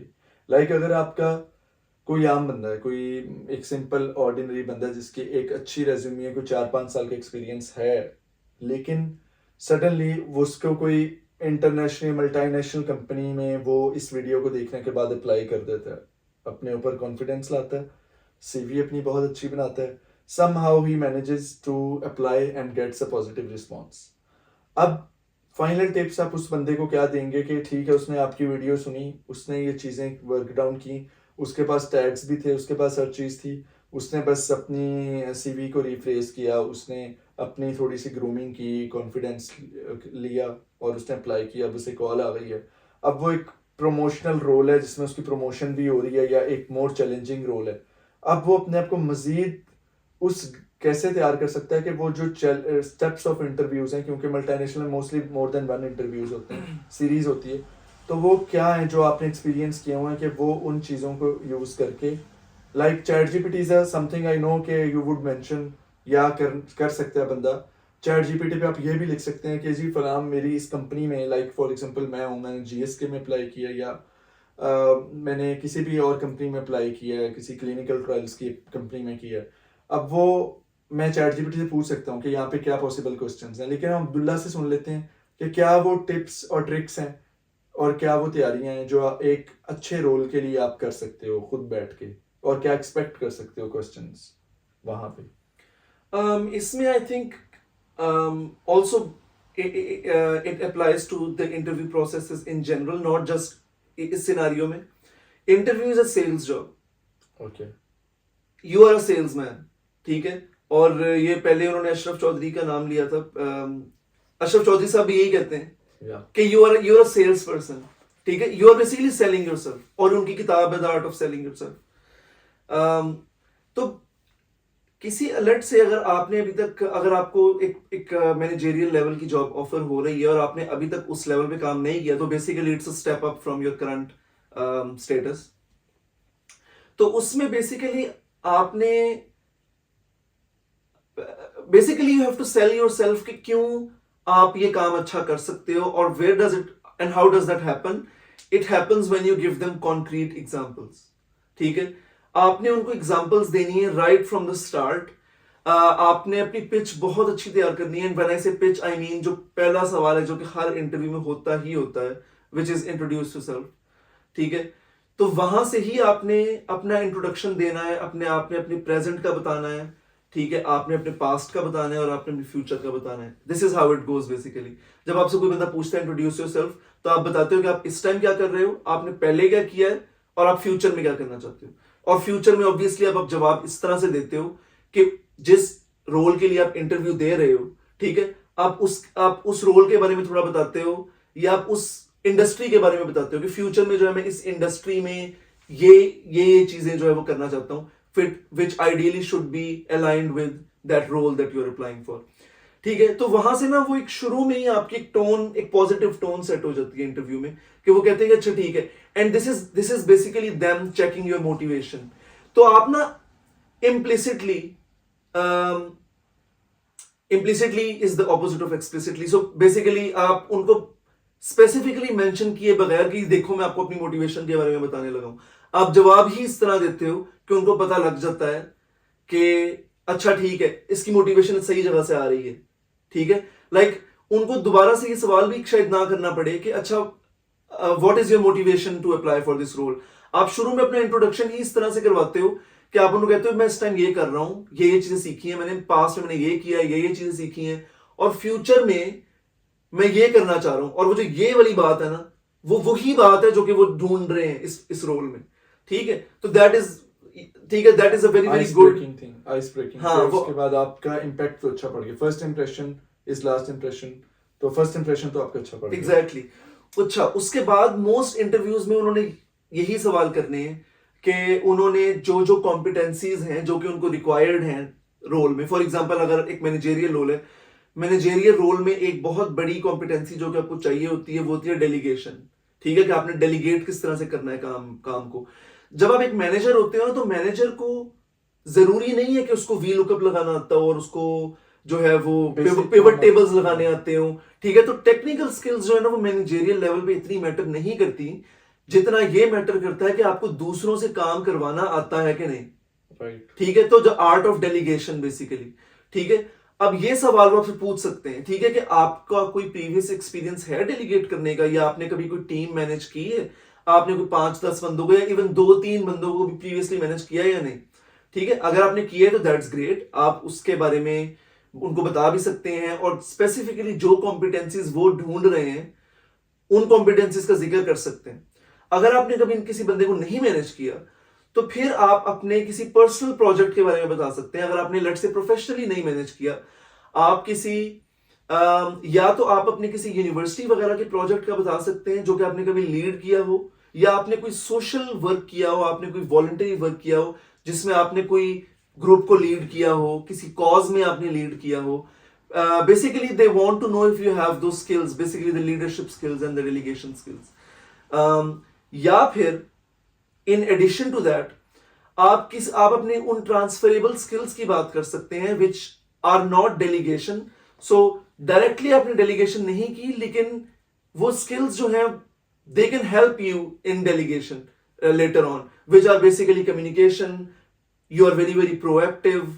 ठीक है, आप जो है वो काम निकलने से पहले ही sort of you can predict कि कौन सा काम निकलने वाला है. ठीक है, इसको कहते हैं प्रोएक्टिव अप्रोच. ठीक है, और you are quick on your feet, इस तरह की बातें. ठीक है, अच्छा, ये हो गया आपका सॉर्ट ऑफ पहले इंट्रो और आपका जो क्वेश्चंस हैं जो आपको होते हैं. तो आई थिंक के जो मेन क्वेश्चंस हैं फॉर एनी मैनेजरियल रोल, वो एक तो ये कि आपने पहले डेलीगेशन की है या नहीं, और दूसरा ऑब्वियसली आपसे competency based like purely technical questions भी हो सकते हैं उस रोल के. फॉर एग्जांपल अगर सप्लाई चेन का रोल है तो आपसे पूछ सकते हैं आपने कभी कोई सप्लाई चेन में कोई प्रोसेस इंप्रूव किया या नहीं किया. अगर आपने किया है तो आपने क्या किया उसमें, and that is where the star method comes in. ठीक है, तो उस तरह के क्वेश्चंस को आपने स्टार मेथड से आंसर करना है. ठीक है, कि जब आपने एक प्रोसेस इंप्रूव किया था तो what was the situation and the task and the action and the result. और उसके बाद जो है एक क्वेश्चन मेरे माइंड में आ गया है जो बहुत ज्यादा पूछा जाता है कॉन्फ्लिक्ट का. लाइक हर जो टॉप ऑर्गेनाइजेशंस हैं इसमें कॉन्फ्लिक्ट का वो आपसे सवाल जरूर करते हैं, कार्ड खेलते हैं कि आपका कॉन्फ्लिक्ट हुआ है कभी जी. मैनेजर के साथ, या आपका कॉन्फ्लिक्ट हुआ है कभी लाइफ में, एग्जांपल दें, लाइक कैसे रिजोल्व किया आपने. इसके ऊपर आपका टेक क्या है कि कॉन्फ्लिक्ट वाले क्वेश्चंस क्यों किए जाते हैं और वो क्या चेक करते हैं और क्या अच्छा बेस्ट आंसर्स है. conflict resolution is also one of they're judging your soft skill. Conflict resolution is a soft skill, right? It's a part of your personality. तो आई थिंक कि इसमें जो है वो ये देख रहे होते हैं कि आप किसी की बात सुनते हैं कि नहीं सुनते. और वो जब आप एक असेसमेंट सेंटर्स में जाते हैं वहां पे ग्रुप टास्क होता है. वो ग्रुप टास्क का भी यही मकसद होता है कि आप अपनी ही मनवाते हैं बस, या आप दूसरों की भी सुनते हैं. कॉन्फ्लिक्ट रेजोल्यूशन की जब आप एक एग्जांपल देते हैं तो उसका बेस्ट आंसर ये होता है कि आप मिडिल ग्राउंड ढूंढते हैं हमेशा. ठीक है, या आप मिडिल ग्राउंड ढूंढते हैं या कंपनी के लिए क्या बेस्ट है वो देखते हैं. ठीक है, अगर एक कॉन्फ्लिक्ट रेजोल्यूशन की सिनारियो में एक बंदे की अना दरमियान में आई हुई है, चाहे वो आपकी अना है या चाहे जिस बंदे के साथ आपका कॉन्फ्लिक्ट है उसकी अना है, अगर आप सिर्फ एक आइडिया इसलिए एग्जीक्यूट करवाना चाह रहे हैं क्योंकि you came up with it, it's your idea, may be that idea is not best for the company. चाहे हो सकता है कि जो दूसरा बंदा जो आइडिया की बात कर रहा है वो कंपनी के लिए बेहतर है, लेकिन आपकी अपनी अना दरमियान में आई हुई है कि आपका, चूंकि आपका अपना आइडिया तो आपने वही मनवाना है. ठीक है, तो I think the best way to go about a conflict resolution question is कि फर्स्ट ऑफ ऑल तो कभी इस तरह की अपनी कोई वो चीज मेंशन ना करें कि जहां पे आपकी अना दरमियान में आ रही हो. आपने अगर कोई एग्जांपल देनी है कॉन्फ्लिक्ट रेजोल्यूशन की तो obviously ideally you should have an example from your real life. ठीक है, लाइक रियल प्रोफेशनल लाइफ. और उसमें आप ये बताएं कि लेट्स से आपका ये पॉइंट ऑफ व्यू था विच शुड बी साउंड. ठीक है, it should not be, obviously it should not be just dumb. तो आपका एक साउंड ओपिनियन था which made sense to that problem, और आपके मैनेजर का भी कोई साउंड ओपिनियन था. And what happened at the end is ideally you should come to a negotiation और दरमियान में. ठीक है, कि यहां पे हमने बात मान ली. ठीक है, तो that shows कि आप you can stand your own ground. तो ऐसा भी नहीं है कि जब भी कॉन्फ्लिक्ट होता है तो आप बस दूसरे की मान बांधते हैं और आप चल पड़ते हैं. ठीक है, which is not a good thing. इसका मतलब है कि आपके खुद के अंदर इनिशिएटिव नहीं है. ठीक है, आप बस जो दूसरा बंदा कहता है उसकी बात मान लेते हैं. और ये भी नहीं होना चाहिए कि जो आप एक स्टैंड लेते हैं आप उसी पे खड़े रहते हैं, आपको कोई बंदा वहां से हटा ही नहीं सकता. ठीक है, तो that is not good in a corporate environment. तो कॉन्फ्लिक्ट रेजोल्यूशन का बेस्ट आंसर ये होता है कि both of the sides were right. आपके भी आर्ग्यूमेंट के या आपकी टेक के प्रोज एंड कॉन्स थे, आपके मैनेजर के या आपके लेट से को-वर्कर के भी टेक के कुछ प्रोज एंड कॉन्स थे. तो आप दोनों ने मिल बैठ के प्रोज डिस्कस किए, कॉन्स डिस्कस किए, और आपका एक दरमियानी रास्ता जो है you went with that. Thank you very much. I don't think so कोई पॉइंट भी मिसिंग रहा है, और ये वीडियो जो है वो काफ़ी लंबी हो चुकी है. लेकिन again I am saying that कि ये वो ऑफ कोर्स कि ये वो स्पून फीडिंग नहीं कर सकते हम. हर लोगों के जो हालात हैं वो मुख्तलिफ हैं, लोगों की स्टेजेस मुख्तलिफ हैं. इस पूरी वीडियो को देखने के बाद आपको बहुत सारी ऐसी बातें मिलेंगी which we have learned over the years, और आपको वो 1-1.5 घंटे की वीडियो के अंदर वो चीज़ें मिल रही हैं. तो यकीन मानिए कि इस तरह के जो अच्छे सेशंस होते हैं, इंटरेक्टिव जो एक कह लें कि सेशंस होते हैं, तो हमें तो बहुत दफ़ा ऐसी वर्कशॉप्स में भी मैं गया हूँ, पे करके गया हूँ, जहाँ पे हमने इस पूरी बात जो हमने की है उसमें से कोई एक बात सीखी है. और वहाँ पर हम गए, टाइम निकाल के घंटों की वर्कशॉप अटेंड की, पैसे दिए, टाइम लगाया। तो ओवर द ईयर्स कुछ चीज़ें हमने सीखी हैं, कुछ मैंने सीखी, कुछ अब्दुल्ला ने, कुछ हमने दूसरों से सीखी ऑफ कोर्स, और यहाँ पर वो इस वीडियो में बताई हैं। और ये वीडियो जो है वो एक मास्टर क्लास होने वाली है बेसिकली उस एज ग्रुप के लिए जो अभी यूथ यूनिवर्सिटी, कॉलेज यूनिवर्सिटी और पोस्ट यूनिवर्सिटी दौर में है। जो करियर ओरिएंटेड लोग हैं, जो समझते हैं कि अभी तक उनको लाइफ में कोई गाइडेंस सही नहीं मिली, जिनको मसला होता है उन लोगों से बात करने में या उन लोगों को ढूंढने में जिनको वो समझते हैं कि ये सक्सेसफुल पीपल हैं। लाइक एक पाकिस्तान में बहुत बड़ा चैलेंज ये भी है कि आपके इर्द गिर्द कोई ऐसा बंदा ही नहीं है, आपको कोई मिलता ही नहीं जो आपको गाइड कर सके, जो आपके लिए एग्जाम्पल बन सके। तो Abdullah is an example for most of us, because आप एक एवरेज बैकग्राउंड से आप किस तरह लाइक विद लिमिटेड रिसोर्सेज और विद प्योर एफर्ट्स आप किस तरह स्टेप अप करते गए लाइफ में। And this is something which came true, impossible को पॉसिबल किया, और ही इज गोइंग नाउ अल्हम्दुलिल्लाह, अभी भी इस प्रोसेस में लगे हुए हैं। तो उसकी जो एग्जांपल्स हैं वो बहुत सारे, मतलब मच रिलेटेबल हैं हमारे और आप सबके आजकल के प्रॉब्लम से, गोल से, सारी चीज़ें। तो आई जस्ट पर्सनली विश कि आप जब भी इस पूरी वीडियो को देखें और जितने भी आप लोगों के लाइक सर्कल में वो स्टूडेंट्स हैं, वो लोग हैं, वो कोलीग्स हैं जो आपको लगता है कि यार आप लोग भी अक्सर इन चीज़ों के ऊपर बात करते हैं, लेकिन कहीं ना कहीं आज जो टिप्स आप लोगों को मिली हैं वो कुछ डिफरेंट हैं, किसी के काम आ सकती हैं, तो आप ज़रूर उन लोगों के साथ ये वीडियो शेयर करें। और अगर आप लाइफ के उस फेज़ में हैं जिसमें आपने ये तमाम चीज़ें आप ऑलरेडी कर चुके हैं और आपने कोई नई चीज़ इससे कोई ढूंढी है, आप कोई हेड लेवल पे हैं, मैनेजर लेवल पे हैं, डायरेक्टर लेवल पे हैं, और आपको लगता है कि कुछ और टिप्स हैं जो हमारे लिए या व्यूअर्स के लिए या नेक्स्ट वीडियो में लाइक हम उससे भी डिस्कस कर सकते हैं, तो आप कमेंट्स में बता सकते हैं, शेयर कर सकते हैं अपनी लाइफ स्टोरीज।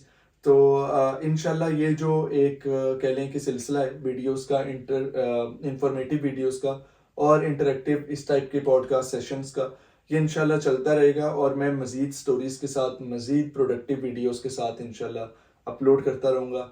मुझे इजाज़त दीजिए, अब्दुल्ला को इजाज़त दीजिए, अपना ख्याल रखिए बहुत सारा। अल्लाह हाफिज़।